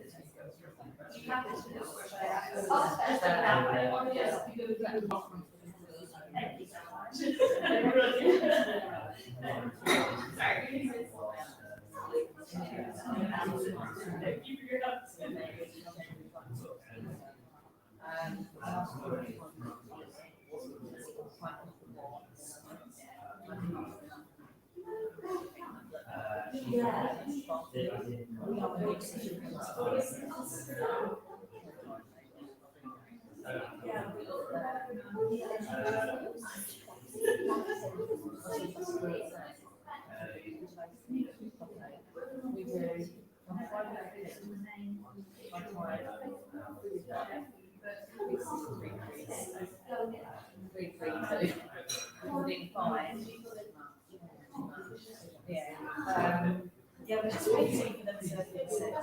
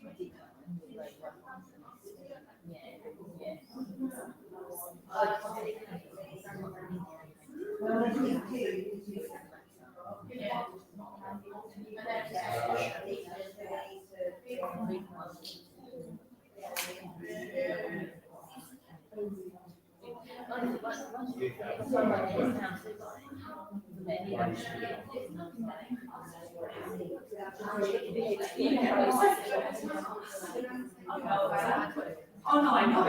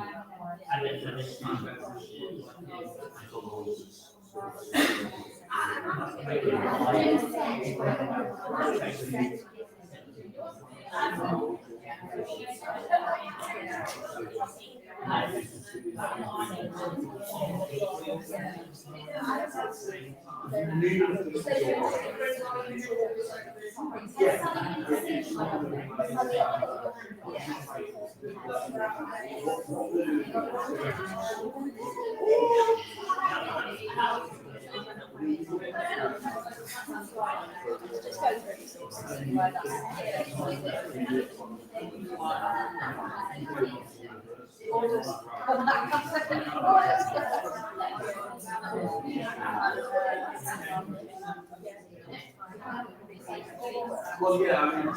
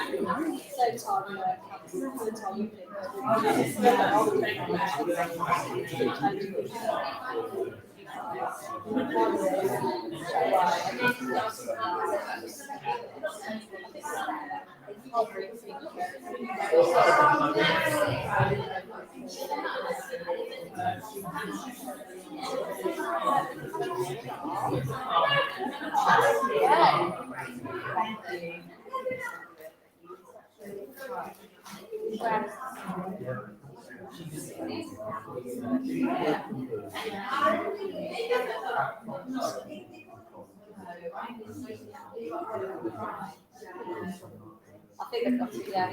We've got very much the same. Not used to that. Not loud, so.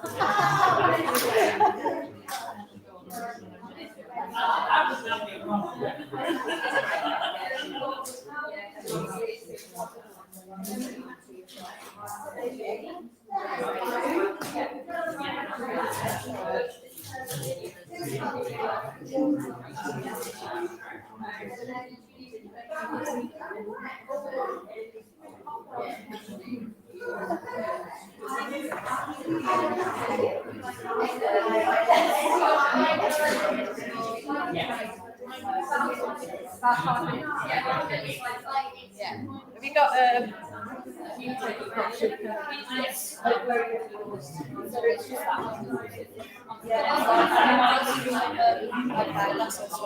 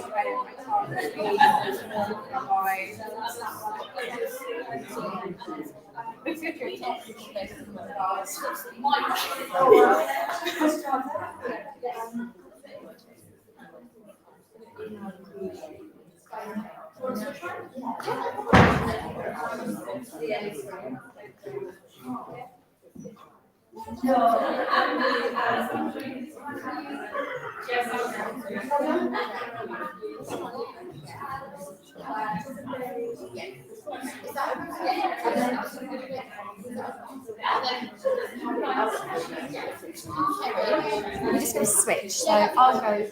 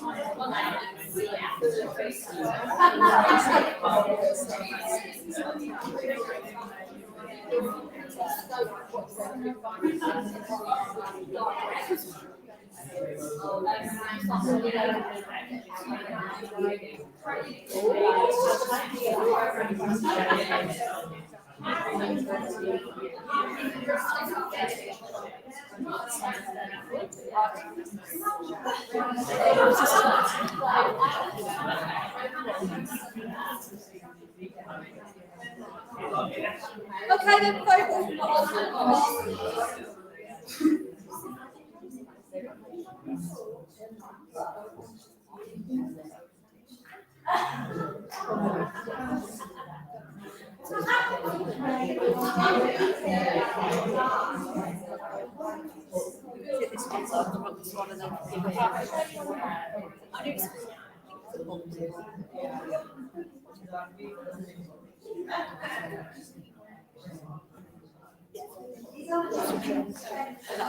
Okay then, shall we continue for our afternoon speakers?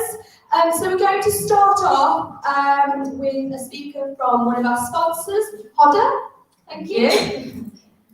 Hi, I'm Sarah from Hodder, and I'm just going to talk you through some of the resources. I am in there, in the room in there, so if you do want to come and see me to get yourself a free book order, then please come in. So first of all, we've got AQA GCSE, and for this we have the student book, we also have a revision guide, and we also have workbooks to support this. And our student book and our revision guide is also available on an e-textbook. For A-level, we have the AQA A-level book 1 and book 2, and again we have my revision notes.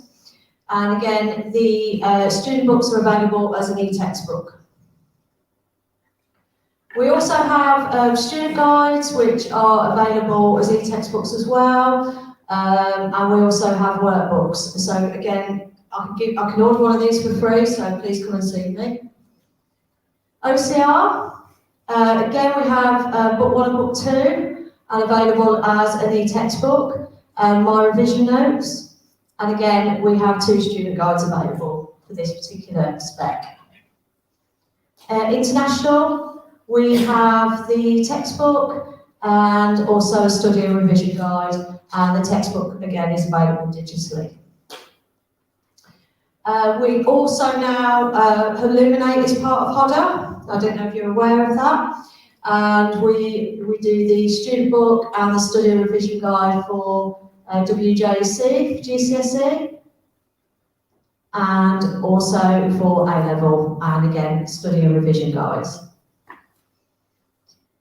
We also have our new platform, which we launched last year, and which is called Boost. So the ebooks are available on Boost. So again, if you want some information or some free trials, then please come in and see me. And for you today, we're offering 25% off orders. So if you are interested in making any orders, or would you like some quotes, then again, come and see me and give me your details, and I can organise that for you. And that's me. So.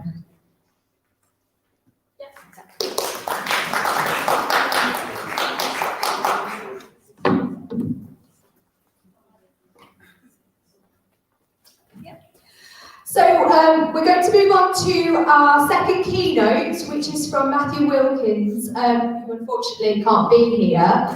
So we've got a video from him about using podcasts in sociology.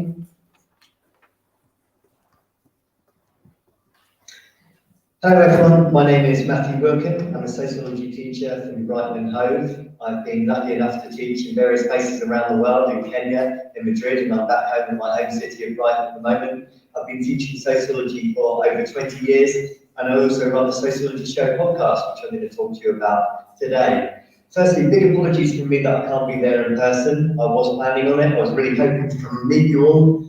Unfortunately, the train strike put pay to that.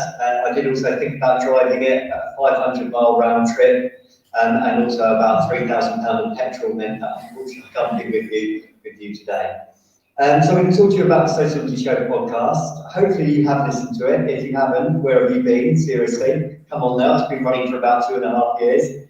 The Sociology Show podcast is, as it says, a podcast, but it comes in 3 different types of different episodes. So the most dominant and popular type of episodes that I do are interviews with someone that's working within the field of sociology. So it could be a doctor or a professor, it could be a PhD student, and they talk for somewhere between half an hour and 45 minutes, all about their research, their methodology, their findings, and so on. And these episodes have been really, really popular. I'll talk through some of the episodes and some of the people that I've been lucky enough to talk to in a moment. The second type of podcast episode that I do is a student special episode, and these are a little bit shorter and a little bit more targeted for students that are studying perhaps at GCSE or A-level. And I've had episodes such as an introduction to sociology, an introduction to methods, an introduction to theory, but they're a lot more targeted, kind of bite-sized podcast episodes that students can listen to perhaps on their walk to school or college.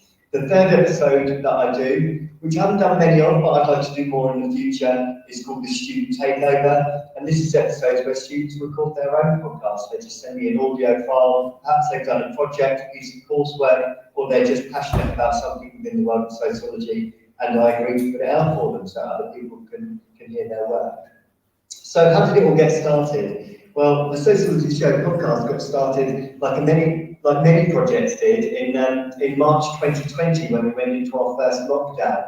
I'd been thinking about doing a podcast for quite some time, but like most teachers, it was finding the time to do it, and all of a sudden I was presented with all this extra time at home with the technology, the equipment, and the free time to actually do it. And I thought, well, why not? Let's crack on with it. And so I thought I'd chance my arm. The first thing I did was I sent some direct messages around to academics on Twitter and said, do you fancy doing an interview? And I was actually really surprised at just how friendly and accommodating a lot of those people were. The first person to get back to me was actually Sue Palmer, author of the book Toxic Childhood. You might use her in the family topic. She got back to me and said, why not? I think at the time she was in a remote part of Scotland with nothing to do. She was on her own, she was quite bored. I think she was interested in having some human contact and interaction, and so she said, yeah, why not, let's record the episode. And the first ones that I did sound very basic now, actually. They were actually recorded via a phone line, sound a little bit crackly. And I just really enjoyed doing it, just chatting to someone about all things sociological without too much of a plan. I guess you call them unstructured interviews. It was really fantastic.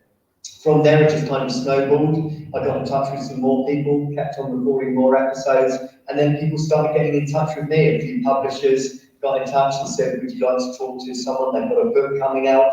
And a few academics wanted to talk to me just to talk about their work, to talk about their research, and it's just snowballed. It's been running for 2.5 years now.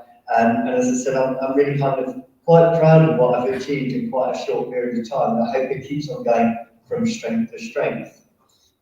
So if you haven't listened to the episodes, how can you listen to them? Well, if you use Apple, that's probably the best known place to get it, but Apple Podcasts, if you just type in the Sociology Show, you'll be able to see all the episodes there. At the time of recording this video, I'm up to 168 episodes. Have a scroll through, have a look, see if any take your fancy, download some, have a listen, see what you think. And for those of you that don't like using Apple because you think they're evil, which is fair enough, you know, that's your view. And then you can listen at other places as well. So you can listen on Google Podcasts, you can listen on Pocket Casts, you can listen on Spotify, or you can even listen to the hosting site, which is called Spreaker. It's the hosting site for all the different podcasts. But even if you just type into Google the Sociology Show podcast, you'll be able to find all the episodes on there. Most people download the episodes onto their phone. If you subscribe to it, that's even better because every episode comes direct to you each time they are released. So, as I said, if you haven't yet listened to it, please do give it a go.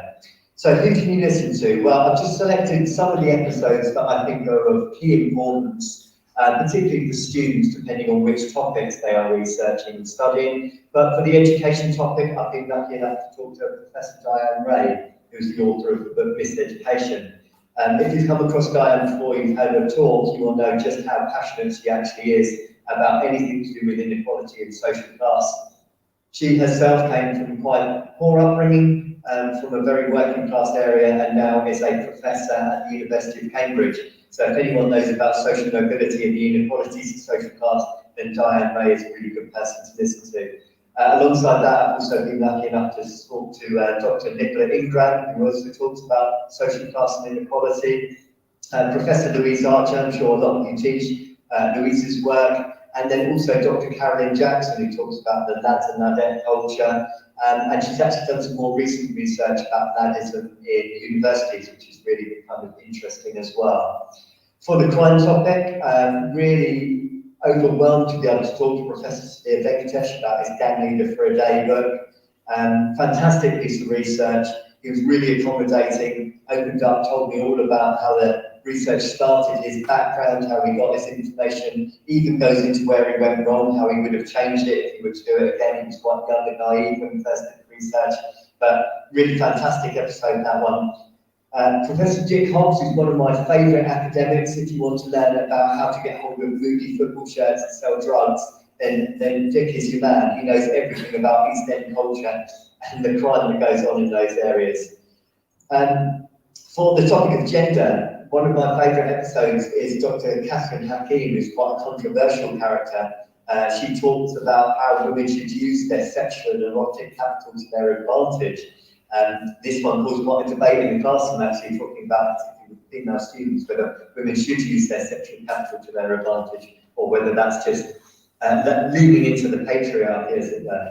I talked to Angela McRobbie. Actually, I did 2 episodes with Angela, because she's got such a body of work over her long career, talking anything about bedroom culture to her research on youth subcultures.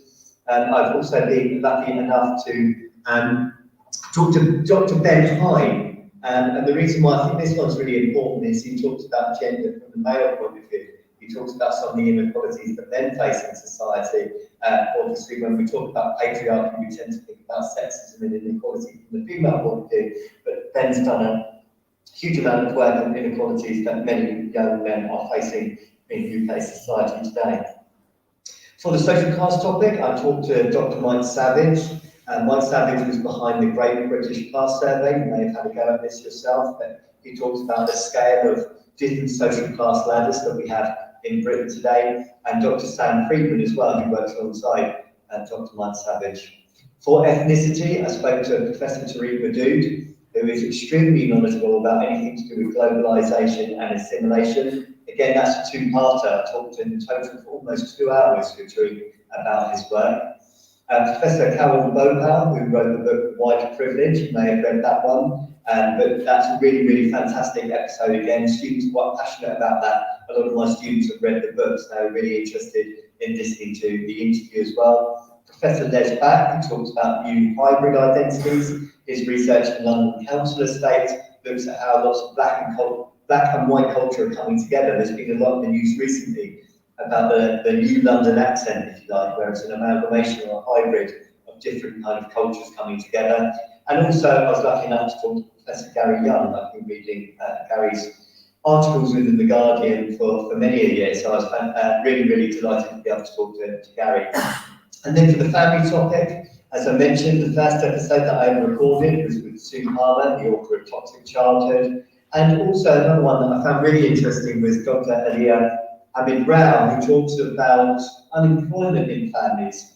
And actually, as more couples face unemployment, how often there's a pressure more on the man to work and there's less pressure if the female finds herself unemployed. So that was a really good one, both for work and employment, for family, but also for gender issues as well. A couple of other episodes that I just wanted to point out, a couple of sort of personal favourites, if you like. Dr. Alicia Walker I interviewed, and this is one that a lot of my students listened to, and they said they absolutely loved it because it was so surprising what her research found. Dr. Alicia Walker looks at infidelity, cheating within marriage, and she's written 2 books, one from a female point of view and one from a male point of view. So she first wrote The Secret Life of the Cheating Wife, which looks at women who cheat within marriage, and then she followed that up with Chasing Masculinity, Men Validation and Infidelity, which looks at men cheating within marriage. And Dr. Alicia started with a hypothesis of why she thought men cheated and women cheated. Her hypothesis was wrong. I'm not going to give too much away, because if you haven't listened to the episode, then please do listen to it. But she found the complete opposite of what she thought she would find as to why men and women cheat within a heterosexual marriage. Another episode that students really liked, because I think it's quite contemporary, it's quite up to date, was the Sociology of Internet Memes with Idil Gallup. And what Idil did is she's looked at memes that have really taken off, memes that have kind of gone viral, whether that's a picture or a TikTok or a short video, and what causes certain things to go viral. So if you teach something on either the media topic or globalization, then that's a really fantastic episode. And it's one of those ones that students really kind of tapped into and enjoyed. So how to use the podcast? Well, it's really up to you. There's lots of different ways in which to use it. The first thing I do is for students that have never done sociology before. As I said, if you have a look through the different episodes, you'll find some that have got student special written next to them. And these are shorter episodes that are really targeted. So there is one called Studying Sociology for the First Time. There's this one that you can see here, Key Terms for those starting a new sociology course. There is an episode on an introduction to functionalism, an introduction to Marxism, feminism, postmodernism, interactionism. There's an introduction to positivism versus interpretivism. There's an introduction to research methods. So the way in which I use these is getting them to listen to them before they come into the lesson that they're going to be learning the topic. So if you do any sort of flipped teaching, for example, it's quite a good example to get students to listen and learn something, and they can tell you what they've learned before they come into the lesson. If you do any sort of introduction course at the start of your course, whether that's A-level, GCSE, whatever it may be, it's worth including these in the packs that you give them to get them to listen to before they start. At my college, we meet our students in the summer term before they start in September, so we give them lots of podcasts to listen to before they started. I think it's really good for the students to have some sort of form of knowledge before that first lesson. We don't really want students sat there on day one saying, I'm taking sociology, but I don't really know what it is. If they've got a bit of knowledge already, then that's fantastic. The other reason why I get students to listen to it is simply because it interests them and it gets them to think sociologically. Sociology is all around them in everyday life. This episode, for example, is proving very popular at the moment at this time of year, as you'd imagine. The sociology of Love Island, the list is ending. But quite often students really pigeonhole sociology and they think it's quite political or it's just about education or just about crime. But actually sociology is all around us. And actually there might be elements of sociology that they're thinking about all the time. If they're just watching Love Island on ITV of an evening, then they are doing sociology just by watching and observing human behaviour. So I think just getting used to the language and the terminology that sociologists use is really, really interesting. For the more academic piece of research, such as the interviews near Venkatesh, then quite often what I do is give the students a worksheet, and it's a worksheet to fill in as they're listening to it.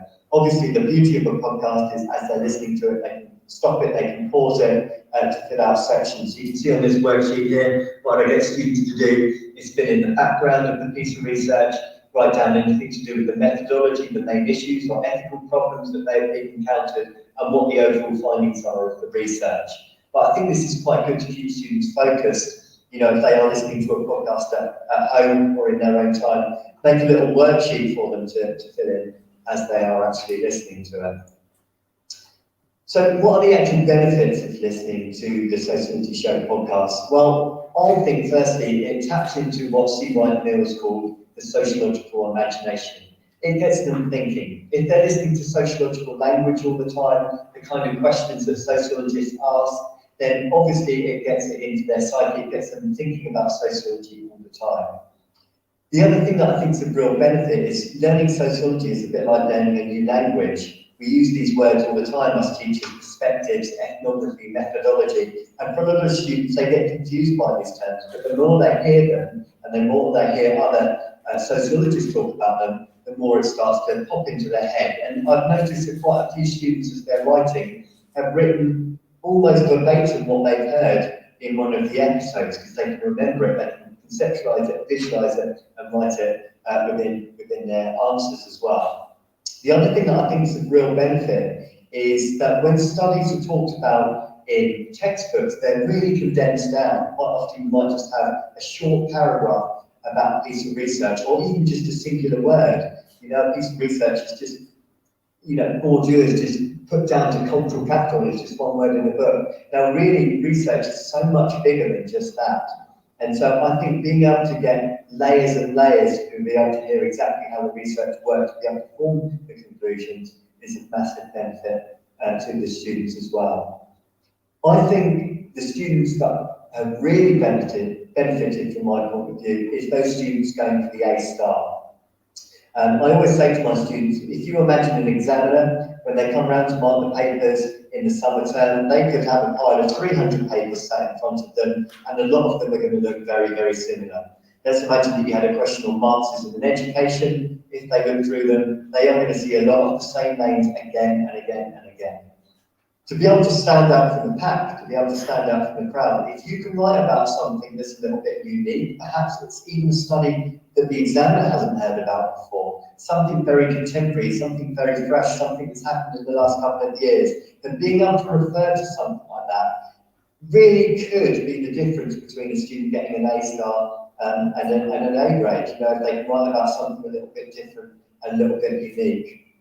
The other thing that I think that the real benefit of listening to the podcast, particularly the interviews with the academics, is sociology students often are surprised that sociology is going on right now. What I mean by that is when we first introduce students to sociology, we talk about the likes of Auguste Comte or Emile Durkheim or Karl Marx, and I think the students believe that all sociologists are dead white men. I don't think they often consider that actually sociology is going on right now from a diverse number of people across not just the UK but across the world. And my students are really surprised when they see a name in a textbook and I say, oh yeah, I've interviewed them, you can have a listen. They can't quite believe it. Some of them can't quite believe that these sociology academics are on Twitter and you can send them a message and interact with them if you want. So I think what the Sociology Show podcast does do, hopefully, I think, is bring sociology to life. That it's happening right now, it's all around us. that this piece of research are real, they're not historical, but they are very much contemporary and a part of our world at the moment. So hopefully, I've sold it to you. You may already be a listener, but if you're not, please do have a listen to some episodes. Perhaps go through, have a look at what's on the list, perhaps cherry pick a few episodes, take a listen yourself, pass on the episodes that you really enjoyed on to your students. I think you should be able to see that there's quite a few on there that are undoubtedly on your topic list. There are probably some academics on there that you already teach about. So bring it to life for the students. If they want to hear in more depth, more detail, then they can find it on the podcast itself. And if you'd like some more information from me, if you'd like to know a little bit more, or you'd like to get involved, or if you've got students who would like to make their own episode, their own sound file, then pass it on to me. I will put it out for them. You can contact me at any time, the Sociology Show podcast at gmail.com. Thank you very much for your time today. Again, apologies I can't be there in person, but do enjoy the meetup, the conference, and I hope to meet you all in person one day soon. Take care. Bye now.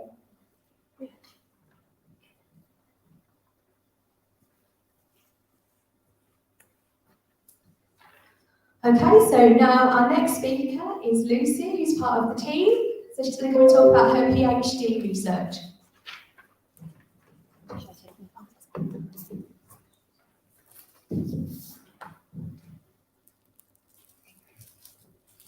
I don't really need the it's always for this. Okay. Thank you very much for coming today. It's lovely to meet with such lovely people and to have some great conversations today. So I just wanted to point that out straight away. So I am going to present some of my own research from when I was at Queen's University in Belfast, and when I was also working within the European Parliament alongside the Irish government as well. Okay, and my focus of my research really was looking at gender equality and European employment strategy. Okay, so the title of today's presentation is Framing Gender in Non-Gendered Policy Documents, the Case of the European Employment Strategy. And what I'm going to be giving you is really a rather broad brush of my theoretical and my methodological framework, as well as some of the initial research findings that I had. But what I found, as I was reflecting on my research, was actually how relevant lots of my findings still were. And interestingly, the direction of travel of gender equality within employment and within wider society was something that I was predicting whilst I was undertaking this research. So the focus of today's presentation is going to be on how is gender equality framed within the European employment strategy and the implications for gender equality in employment and consequently wider society as well. My methodology was a feminist approach of a policy document analysis in order to reveal the gender dimensions within these non-gendered policy documents. So, in the first instance, I'm going to spend a little bit of time linking my theory, or linking the literature to the methodology. And the first section will focus on the theoretical approaches that I examined, and the second is going to look at the methodological approach as well.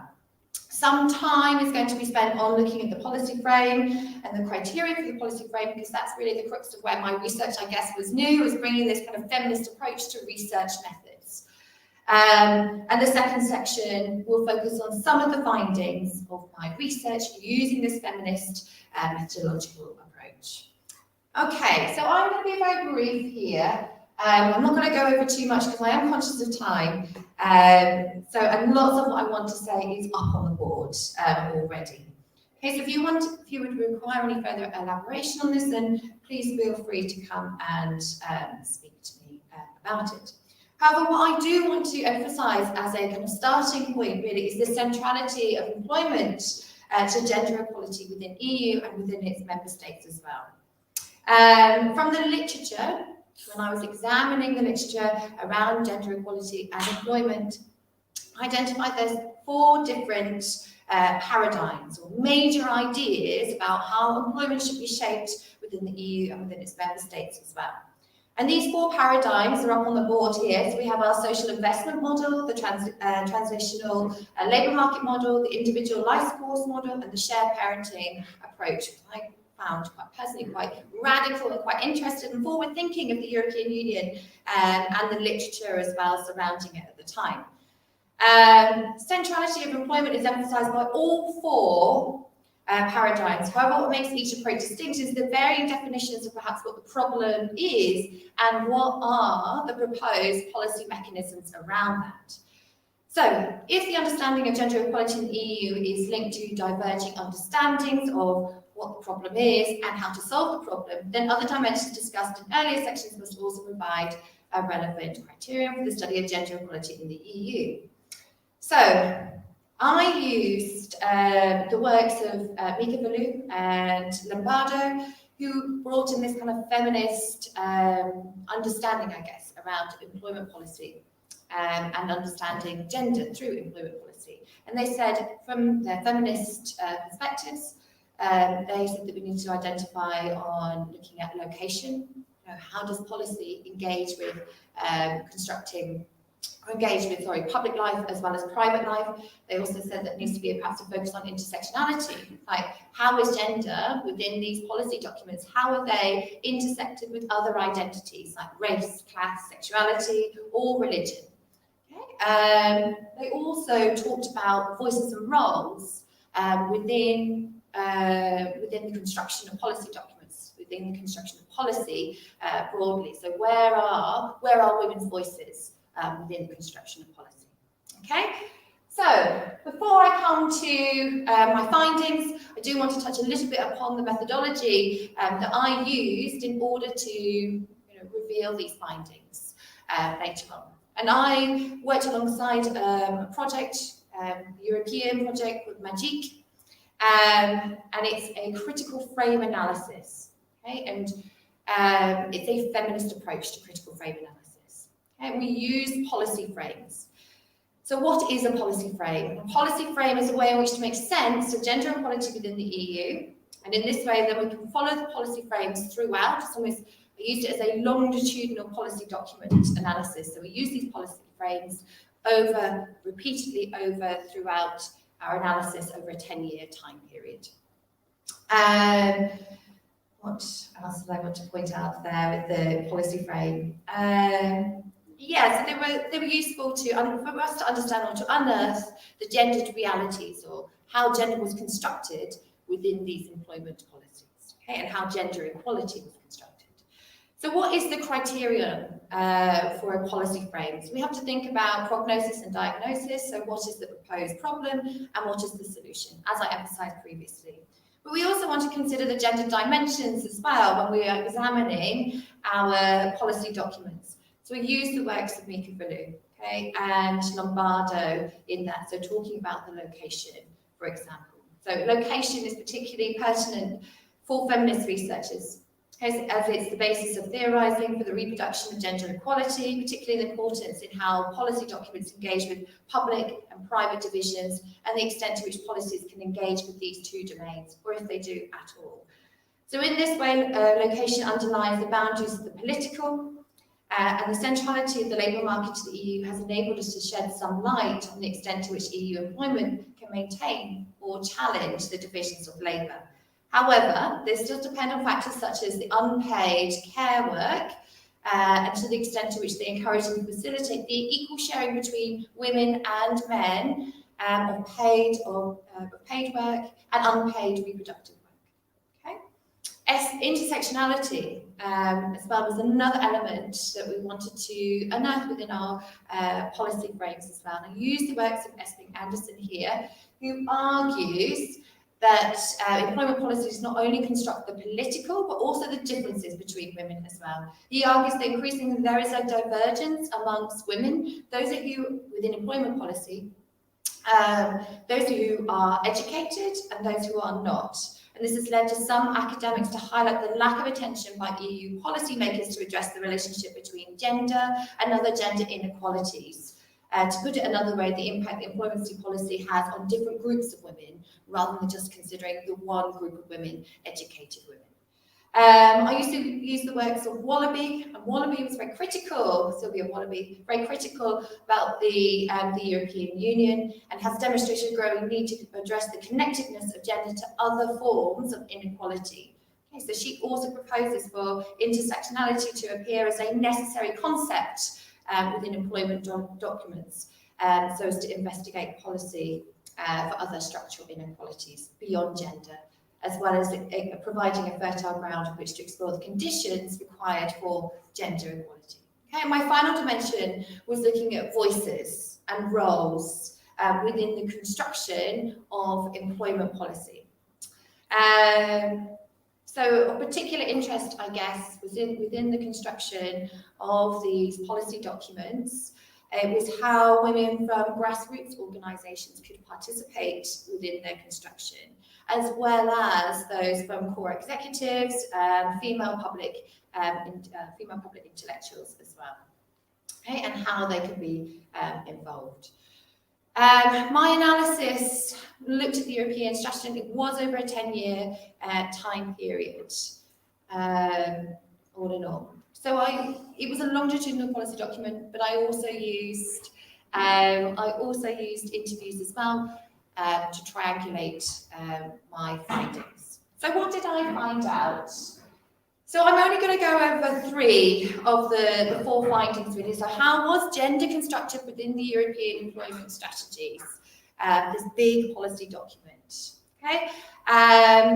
So first of all, it found that the women were seen as valuable resources. The problem definition within this policy frame recognised that in order to increase female employment rates, which was one of the key aims of all the policy documents, is how to increase employment rates across the European Union and its member states, and female employment rates was seen as a particular target area, is how to do that. Okay? And it was seen that women were underutilised and they were a valuable resource. And they acknowledged within the initial policy document analysis that there were specific gender barriers, and these were acknowledged. Okay? This is particularly evident in the mechanisms used in order to increase female participation rates. Reports to both the Portuguese presidency and the Belgian presidency favoured higher female labour market participation, as well as increasing competitiveness. Okay? They were seen as alongside each other. If you want to be competitive, we need to utilise this, this important resource, women. Okay? Herein, the problem lies in increasing the knowledge productivity of individuals and what has increasingly become known as human capital. So the solution was, within this particular policy frame, was this idea of providing lifelong learning, training and skills upgrading, or put another way, investing in women in order to require or unleash women's human capital potential. And human capital is a core concept in all 3 of the paradigms, actually. It takes on different meanings depending on the paradigm, and in this one, in this context, human capital highlights the potential of individuals via their capacity as workers. In order to utilise the potential policy solutions, they're described in lifelong learning, skills upgrading, and the privatisation of childcare, outsourcing of childcare, so that women can take up these training and then ultimately participate within the workforce. The next paradigm was flexible workers, and interestingly, as during my longitudinal study, this became the dominant paradigm, flexible workers.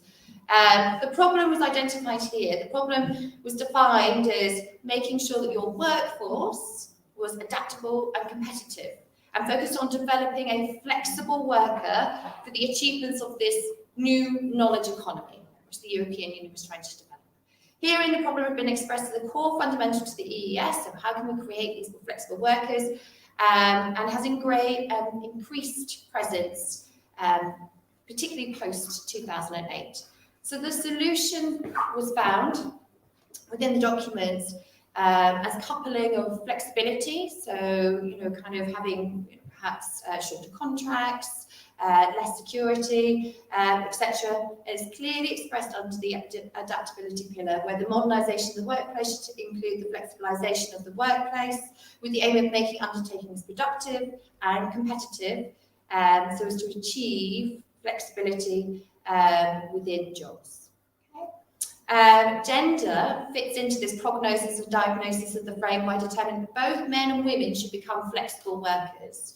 For example, being able to adapt and to change to the requirements of the economy by restructuring work organisations so they are able to include more flexible forms of work, such as the reduction of working hours or the reduction of overtime, or more perhaps focus on part-time work, for example.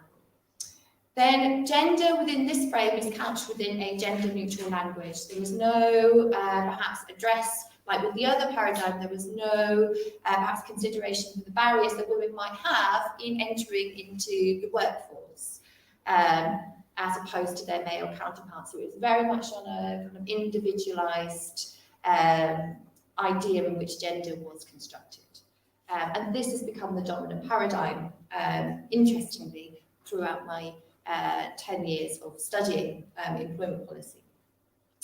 The final paradigm, which I thought was really interesting and really kind of fresh and kind of forward thinking of the European Union, was this idea of men as caregivers. And this was found within the initial European employment policy, and I thought this was quite a shift actually. And the problem, and this is a minor frame, and actually by the end of my 10-year cycle of studying the employment policy documents, this frame had actually fizzled out, and no longer, I could no longer find evidence of it within the policy documents. But initially it gave me some joy to find. This is a minor frame that recognises that men, in their capacity as fathers, had this role as capacity as fathers, and that we need to address or understand that men also had a caregiving role as much as women had a caregiving role. So the prognosis and diagnosis frame is primarily found within the strengthening equal opportunities for women and men, which has latterly become dispersed. Here, men are represented as a target group of equal opportunities as well, and to the extent that they take on responsibility primarily with the childcare. But in the incident expressed in the European employment strategy to shoulder some of the household chores. And the problem espoused here is that women's dominant position as caregivers in their private lives prevents them from fully participating in employment. And the 2003 employment guidelines highlight that both men and women are encouraged to share family and professional responsibilities in order to facilitate return to work after a period of absence. So the recognition that both men and women both have these additional responsibilities. So following the presidential conclusions in 2005, emphasised the need to promote the reconciliation of working life and family life by sharing responsibility between partners. In this way, normative claims emphasise the role of fathers in assisting women's equal participation within the labour market. So the solution, so the 2001 employment guidelines make reference, really the early, like the 2001 or the 2000 to 2003 cycle is the only cycle that really makes reference to this. And I guess the policy tool for this was the idea of parental leave, and this was embedded within the employment strategy as well. Parental leave approaches address employers' behaviours, not only engaging within the private sphere, but also within the public sphere. They see this frame, as I think was quite radical, understood both men and women's sharing work, but also the responsibility of employers as well to recognise that and to address that if they are to facilitate women's greater participation within the labour market. So all in all, thank you very much for listening to my presentation today, and I hope you all found something of use from my research that I conducted about a few years ago. But thank you very much for your time, and thank you for listening as well. Thank you.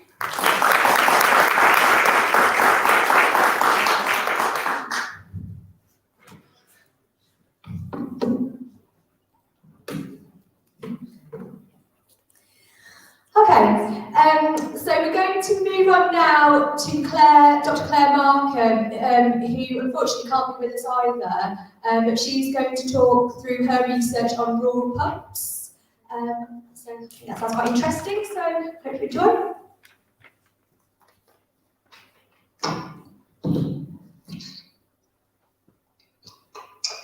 So hello and welcome to my presentation. I would first of all like to say my apologies for not being able to be with you face to face today, but unfortunately the rail strike has meant that I've been unable to get to Manchester.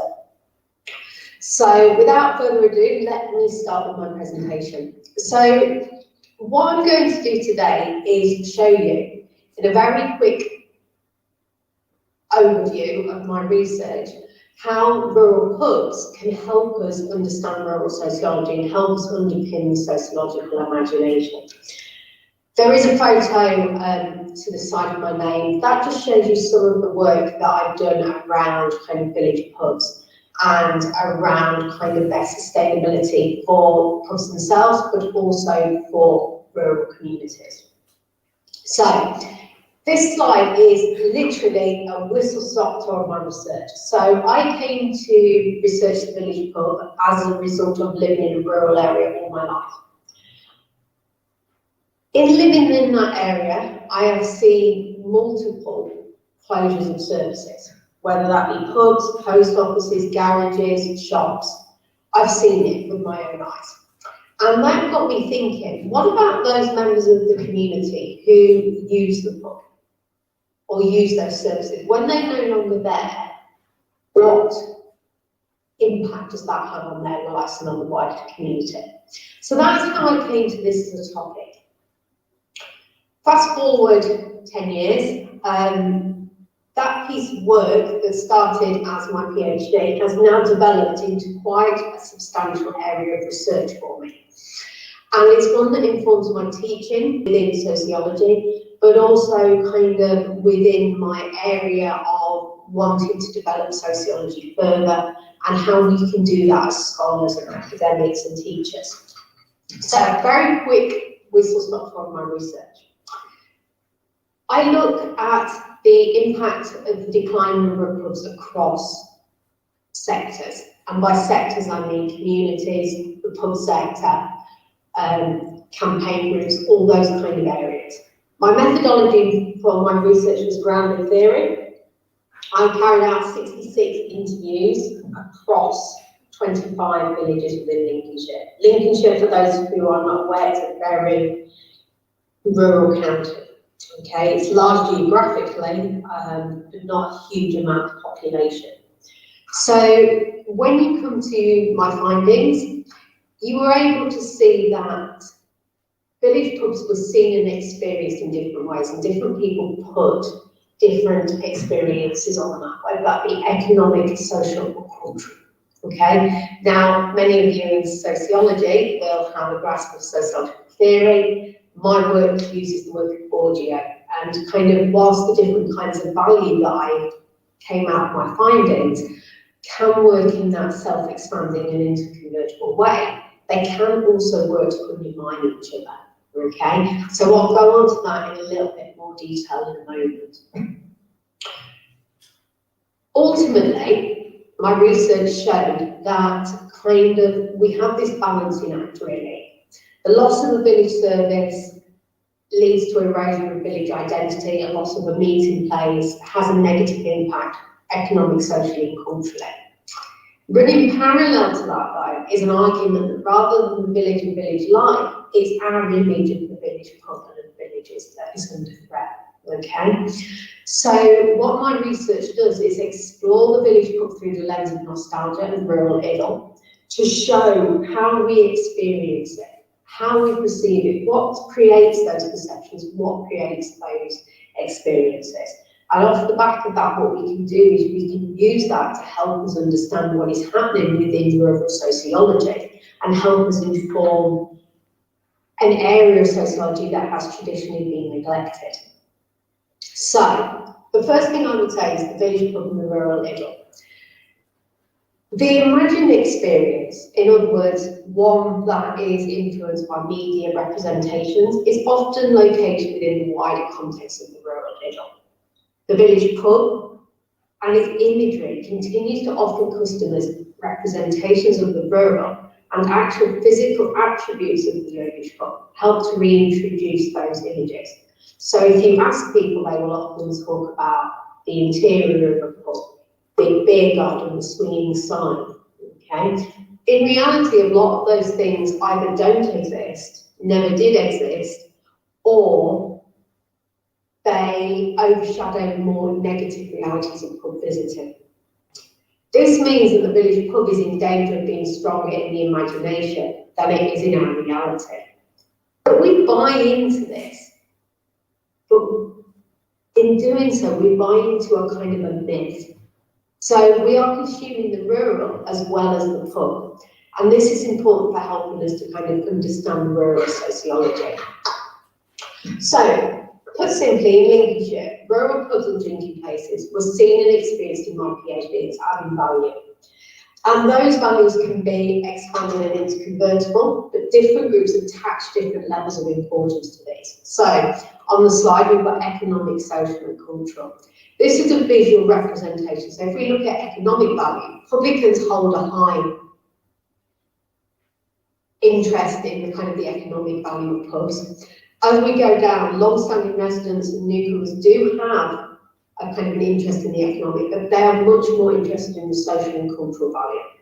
Now, when I talk about Bourdieu's work and the convertibility, if you think about it, if you get the cultural aspect right, people will want to visit, that will lead to more economic capital being created, so it becomes seen more economic value.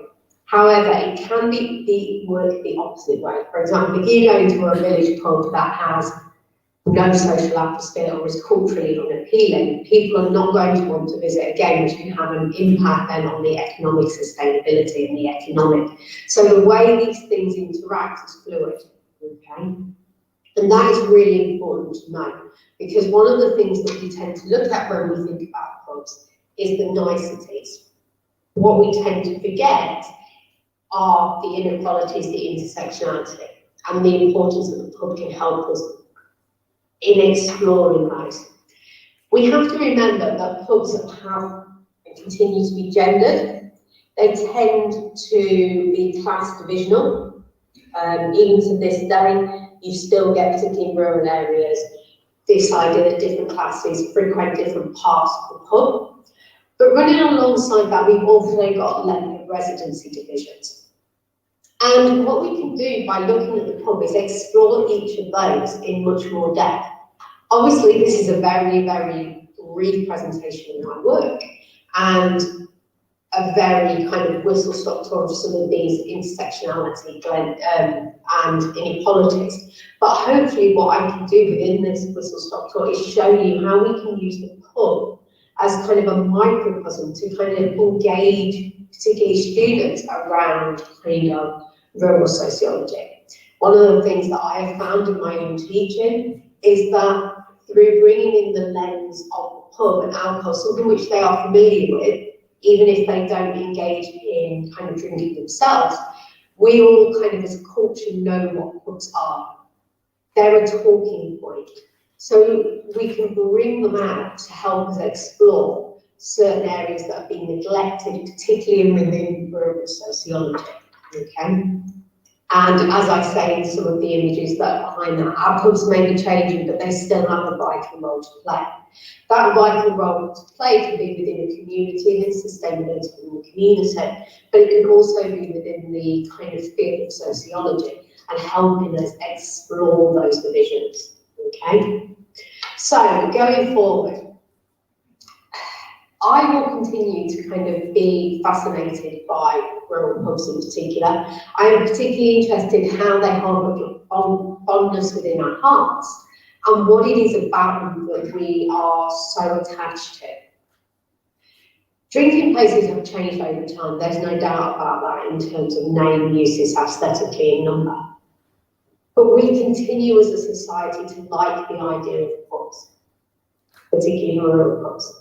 But it's often not, as we see it, is not often how it's experienced. Drinking places, publicly, have and continue to be places of inequality, class, gender and residency. But to the majority of people, the pub remains so much more to society than a place to simply drink and buy alcohol. It remains a cultural asset with history and heritage attached to it. It remains a social aspect. it remains a kind of a community venue. Again, if we look at the Jubilee, many rural groups are putting things on.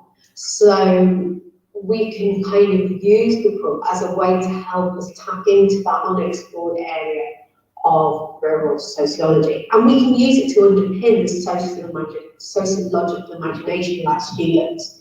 And I think this is the one of the things that I'm really passionate about, is how we can use and bring in new research areas or research areas that have been traditionally under-researched to kind of really bring out sociology and bring out what people and what our students want to learn within sociology. So I'm going to leave it there. Thank you very much. If you do want to kind of contact me, you are free to email me, or you can connect with me over Twitter. My username is Culture Claire. Thank you.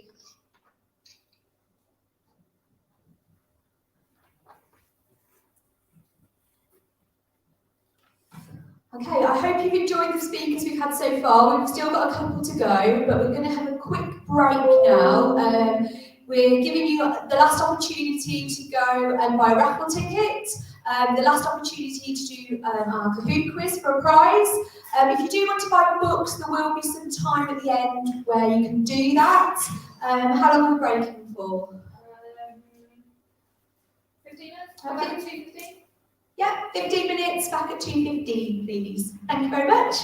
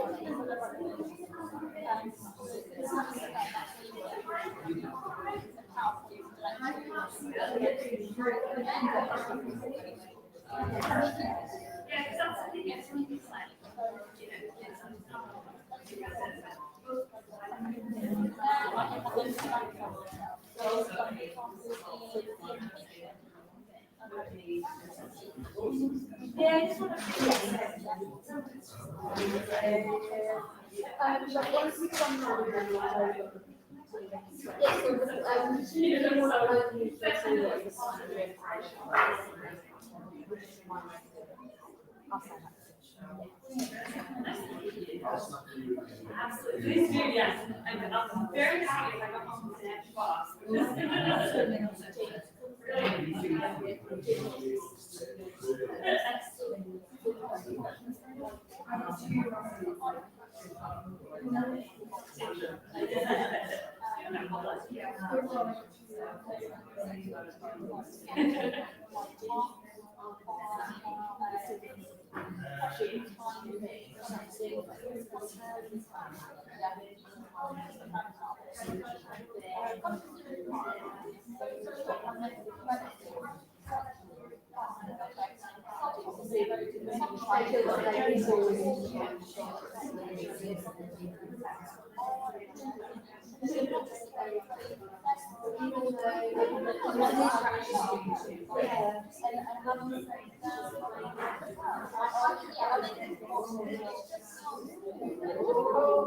Oh, excellent. I was going to say that's a good sound. Yeah, I was glad.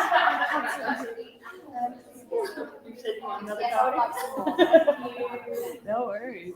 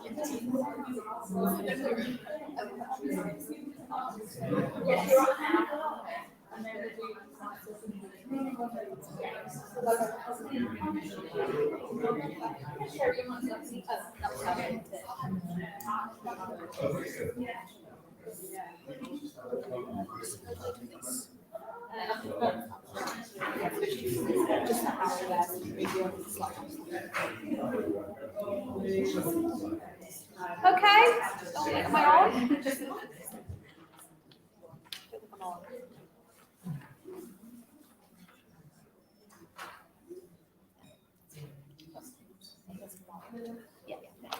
Okay then folks, we've got our final two speakers now. So I've got Dr. Laura Naylor. So sorry. I was worrying about saying a name wrong, who's going to talk to us about online resistance to sexual violence. Thank you. Yeah, thank you very much, first of all, for the invitation. So, as said, I'm talking about understanding online resistance to sexual violence. So I'm going to start by talking how to understand, how to define online resistance. I'm then going to briefly talk about the research spotlight, so talking about some of my own research, and I'm going to conclude with some reflections on the research-led teaching of online resistance to sexual violence. So to begin with, so my research, broadly speaking, is informed by cultural criminology. I can answer more questions about this, just to keep it very briefly. This perspective that focuses on sense-making processes and processes in which meaning is shaped. And feminist cultural criminology is the integration of feminist theory into this cultural criminological perspective. So cultural criminology is fundamentally concerned with resistance. And there are various arguments made here. First of all is that resistance is socially constructed, enters in an interactional relationship, not only with the targets, but also with audiences. This interactive process is further shaped by cultural, political, and structural frameworks. Any definition of resistance further necessitates an intersectional analysis of power. So the analysis of resistance eventually reveals the organization of power. So in other words, if we understand resistance, that tells us also how power works. So, oh sorry, I forgot to click. So with the emergence of new technologies, we also see a significant change in the cultural dynamics of resistance. So this in particular with the emergence of the Web 2.0, with its emphasis on social networking and user-generated context. So the new technologies are used to facilitate violence against women and also entrench violence-supporting attitudes, for example, the incel subcultures, the anti-feminist online movements.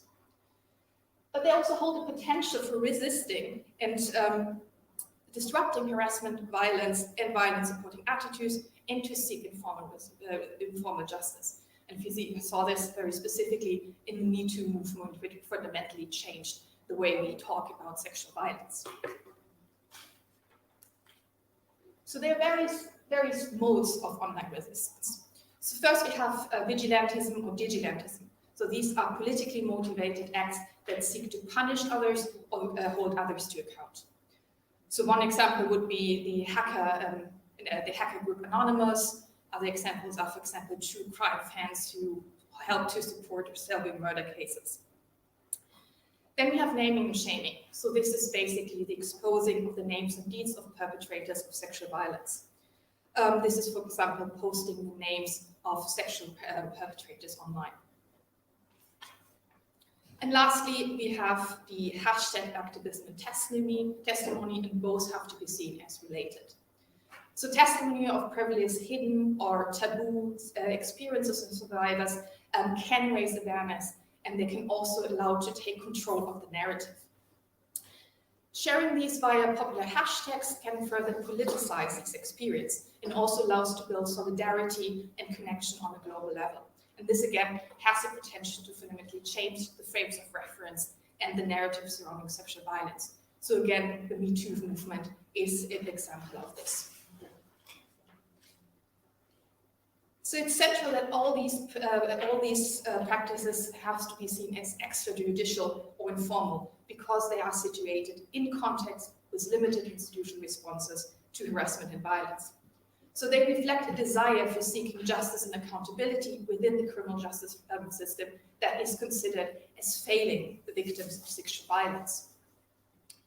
However, there are also limitations. Hashtag activism, for example, can be commodified, it can be used by corporations, by the media. And survivors who go online can face backlash, they can face harassment, doxing, and which again leads to loss of control over the narrative. Okay, to come to the research spotlight. So I'm going to briefly talk about a research project I've done together with Laura Baitis and Ahmad Salihi. So in this research project, we were looking at the effectiveness and limitations of online resistance to sexual violence by looking at one specific case study, that is the case of Monica Bay in Singapore. So what we wanted to ask is, first of all, what are the cultural, structural, and political contexts in which online resistance forms are situated? And second, how do these facilitate, limit, or shape the public responses to women's resistance? So in other words, we were specifically interested in the public responses, but also in the contextualization in the specific political setting in Singapore. Okay, come to the case. So the case begins in November of 2018 when Monica Bay discovered that she was filmed while taking a shower in her student accommodation at the National University of Singapore. The fellow NUS student, Nicholas Lim, was identified as the perpetrator. So the university responded by ordering Lim to write an apology letter, to undergo mandatory counseling, suspended him for 1 semester, and banned him from entering the student hall in which Bay lived.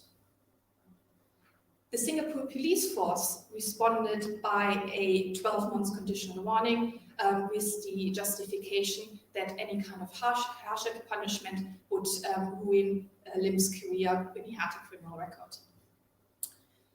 So Bay was very disappointed by this outcome and went on Instagram posted a couple of Instagram posts in which she called out Lim by name and demanded a stronger punishment, a stronger reaction to what he has done. This received a lot of media attention, a lot of public attention, and eventually political attention. And a result of that, NUS implemented tougher sanctions and enhanced victim control for these cases.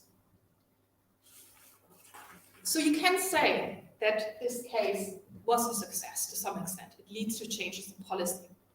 However, what we wanted to find out is the wider impact of this act of resistance.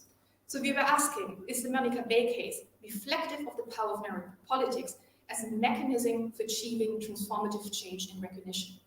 So in other words, is there actually a change in the perception of sexual violence in a patriarchal society? We addressed this by looking, by looking at public comments on a public message board in Singapore. So some of the findings, this is condensed, of course, in terms of keeping to the time limit. So what we found out is, despite the act being successful to some extent, there was also a reframing in the responses, reframing of the narrative. In one way this was reframed is that commentators made this into a case of class injustice by pointing out to Lim's privileged position, and many of them assuming that he must have politically powerful parents, and this is why he didn't get a tough punishment. And these class inequalities are certainly existing in Singapore, but what happened here eventually was a disregard of the structural inequalities surrounding gender. So second, we also saw a reproduction of dominant state discourses and conservative law and order politics in Singapore. So a lot of commentators said this is a problem of punishment not being strict enough. This needs like a tougher law and order response. So it was a reproduction of this already authoritarian law and order politics that exists in Singapore in the first place.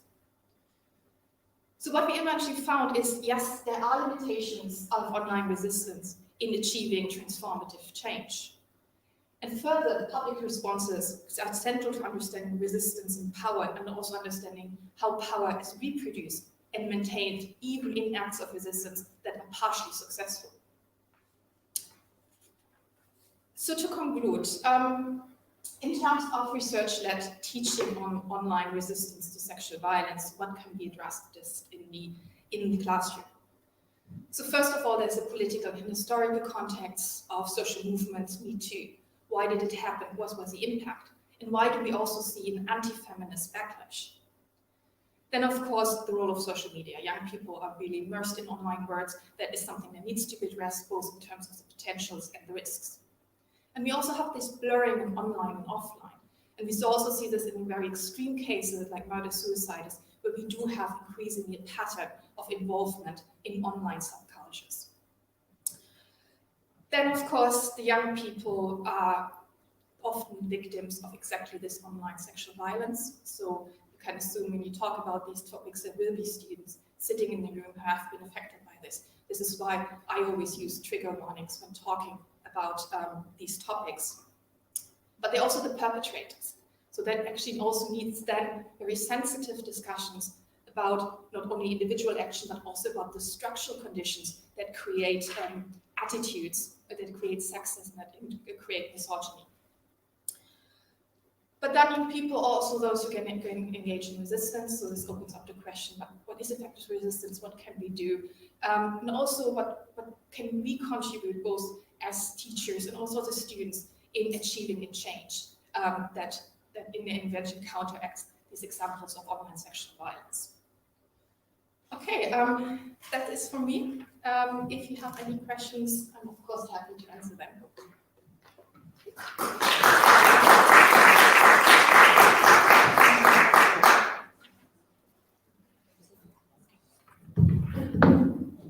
Thank you, Laura. No, the other one. Oh, Thank you, Laura. I teach in sociology and media, so I can directly see quite a lot I can take from that, actually. I've been writing some furious notes. So we've got our final speaker for today. She was at our first virtual event, I think, yes. So I'd like to welcome Alison Hoyt, who's going to talk to us about Gatsby benchmarks.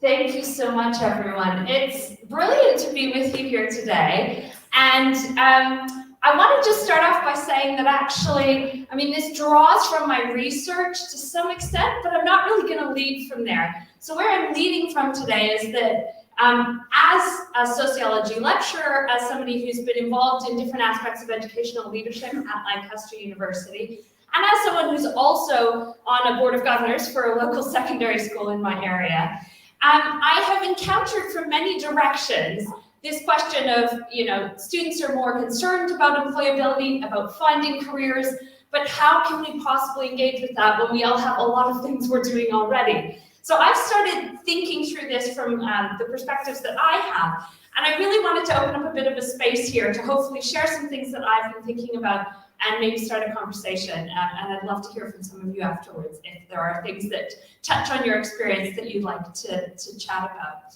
So for those who don't know, just to start off, the Gatsby benchmarks came about in 2013 when Sir John Holman ended up creating this report that was around how to share best practice for careers teaching in schools. I haven't actually seen, certainly at my university, engagement at the university level with these benchmarks, but I think it would actually be quite interesting because they are very broadly interested in thinking about what do we need in order to set students up to be able to take what they learn and then apply that to how they approach their career, look for jobs, understand what is out there, think through the subject-specific kind of trajectories. And it is that subject-specific bit today that I'm most interested in, because the fourth of the Gatsby benchmarks is one that says, as a benchmark, all schools should be linking the curriculum learning to careers. And you know, it's really interesting because the shorthand version of that is often an example is given of, you know, a student experiencing a certain subject should be able to take that and know how it gives them entry to certain types of career paths and being effective working in certain occupations. And there are many things that have been created that give different kinds of advice about what works, how you could do that. So how we all as teachers of sociology might be able to actually link up thinking about careers with sociology. But I'm not sure it's quite so easy as that. I have a little Slido that if you have your device and you want to participate, I'd be really interested to know what is going on in your school space. So you can go to slido.com and just put in the code Teachmeet SOC, or you can use the QR code. And I've got a quiz question up there that is actually around what is in this document from the Careers and Enterprise Company, that they suggest there's 3 different ways that you could achieve Gatsby benchmark 4. One is that you could have a whole separate careers curriculum that is itself a curriculum that students go through during their time at your school. The second is that you link more specifically to certain subjects. So as teachers of sociology, we would all be trying to teach some careers content in our sociology lessons. And the third is that you approach it more in terms of a co-curricular learning and focusing on a curriculum that's co-curricular around careers learning. And I'm really quite curious because I'm not sure, certainly what the school I'm a governor for, I'm not sure a lot of people actually have necessarily thought in that much detail about how they might do it. I didn't embed it in the slide here, so I'll just tell you the results I have so far. 64% of you see the careers learning is happening in your school just as a separate subject. For 23%, the careers learning is embedded in your subject. 8% it's happening more through co-curricular. And 21% have no idea how this benchmark might be addressed, which makes a lot of sense to me as well. And you know, I think that's completely understandable, partly because, as I said, we've got a lot of things to teach. We certainly are already teaching a lot of content, although I know there's different dynamics at university level compared to in schools when you're teaching A-level or GCSE. But also I think there's a challenge linking careers to curriculum for a subject like sociology, because sociology is known to be an exporter subject. Students go on to so many different paths, which actually makes that a bit more challenging, because we don't necessarily know the specific dynamics of what students going into different industries and paths might be getting out of sociology. And similarly, people more widely in society don't necessarily know what sociology brings to working in any of those career trajectories. So there is this visibility challenge, as well as the challenge around how we can address something like linking it to our teaching when there are so many possibilities. So I'm going to quickly run through in the rest of my time just some of the things I've been thinking about, of starting points, maybe a few quick ideas of connections that might be made with some aspects of sociology teaching. And I'm happy to chat more about any of them or in more depth later if you're curious at all. So first of all, I think it's really interesting to start with the concept of career, because, obviously sociologists have thought about this. And that's maybe one point for us to just think about as a starting point. In broader culture, we might think about career as just a ladder people are climbing. You step on one step of the ladder and then there's a natural progression. Maybe you go up, get different positions higher and higher. But of course, in sociology, I really like some of the work of the Chicago School and the way that Everett C. Hughes talks about this idea of a career as consisting of moving in time and with age.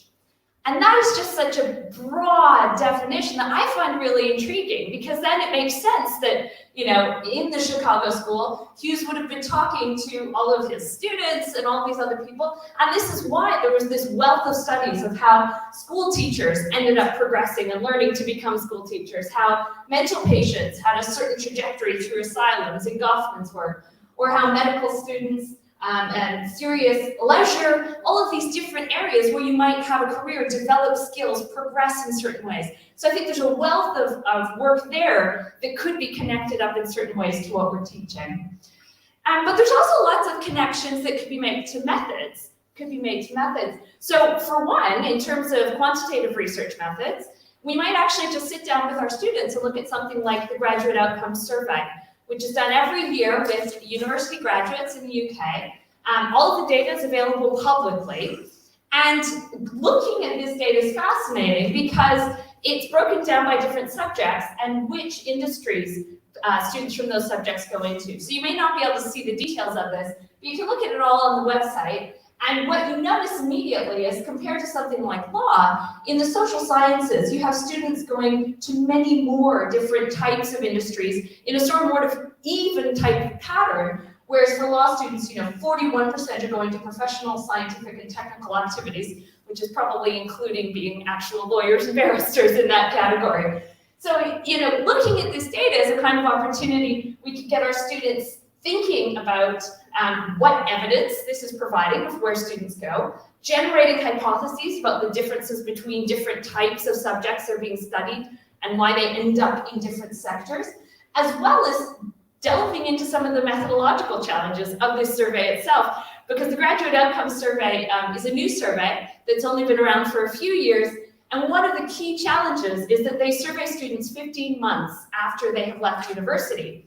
Now, 15 months after they've graduated, say, from an undergraduate degree, means it's right about the time that master's students are just finishing their degree and perhaps have not yet entered employment. So there's a major challenge for universities in trying to educate our students to say, please don't say you're unemployed if you've just finished your master's. You're still allowed to say that you're in your master's because you haven't graduated yet.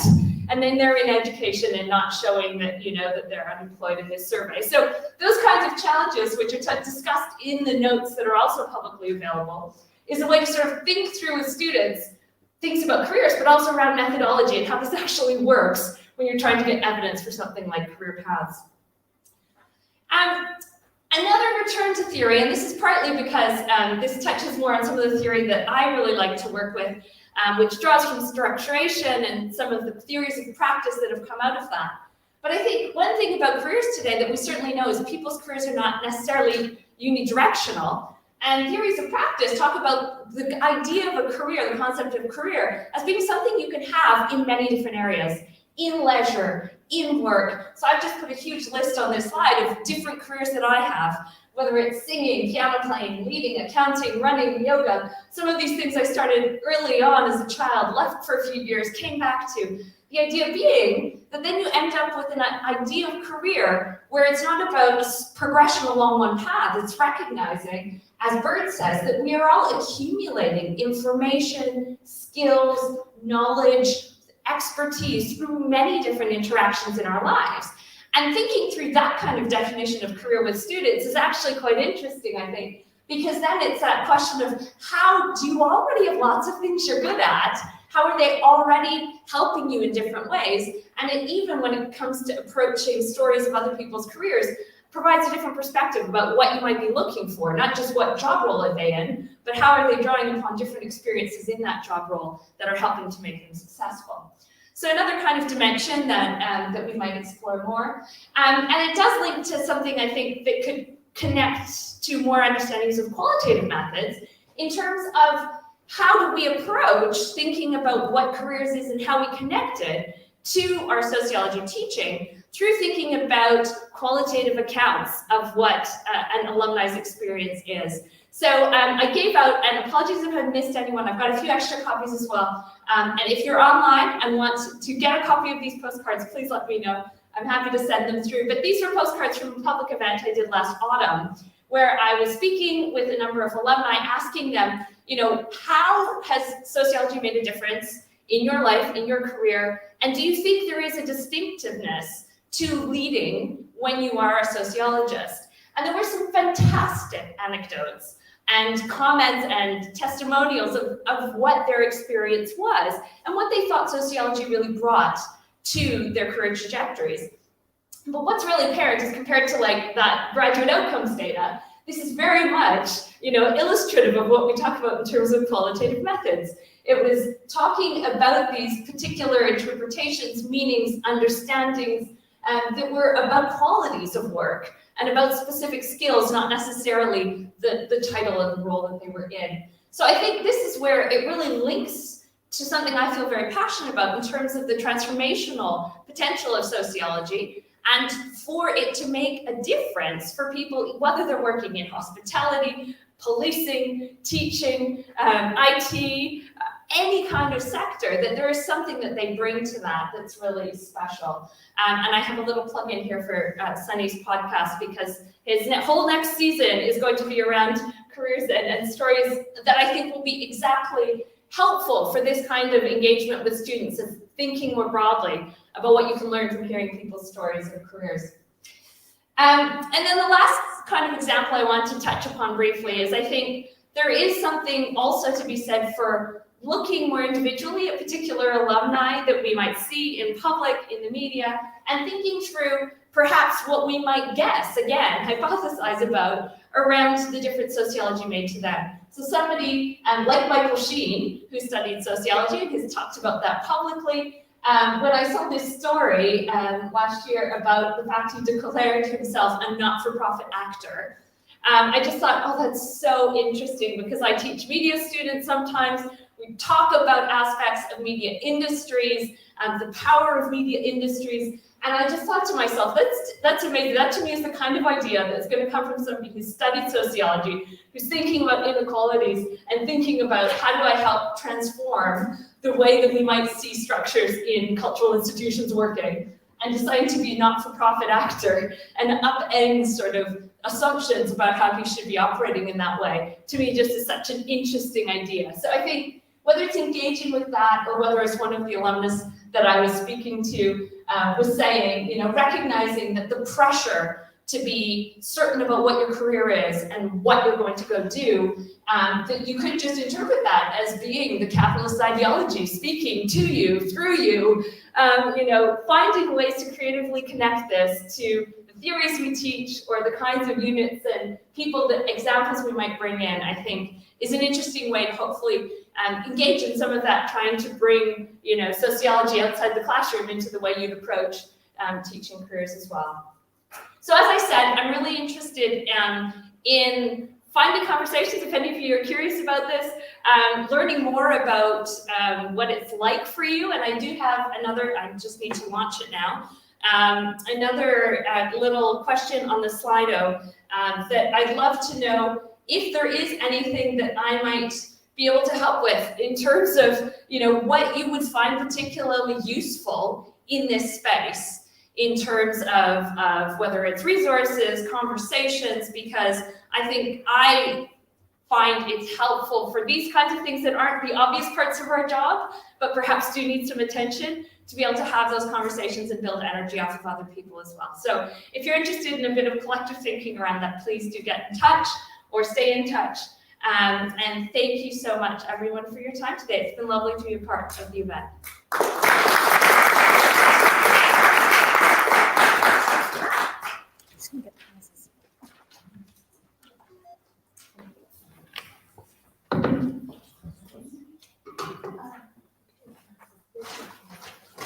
We're just going to take a minute to sort out raffle prizes and that kind of thing. Thank you to everyone on the live stream, and that's it for us online today. Oh no, my whole face is on there.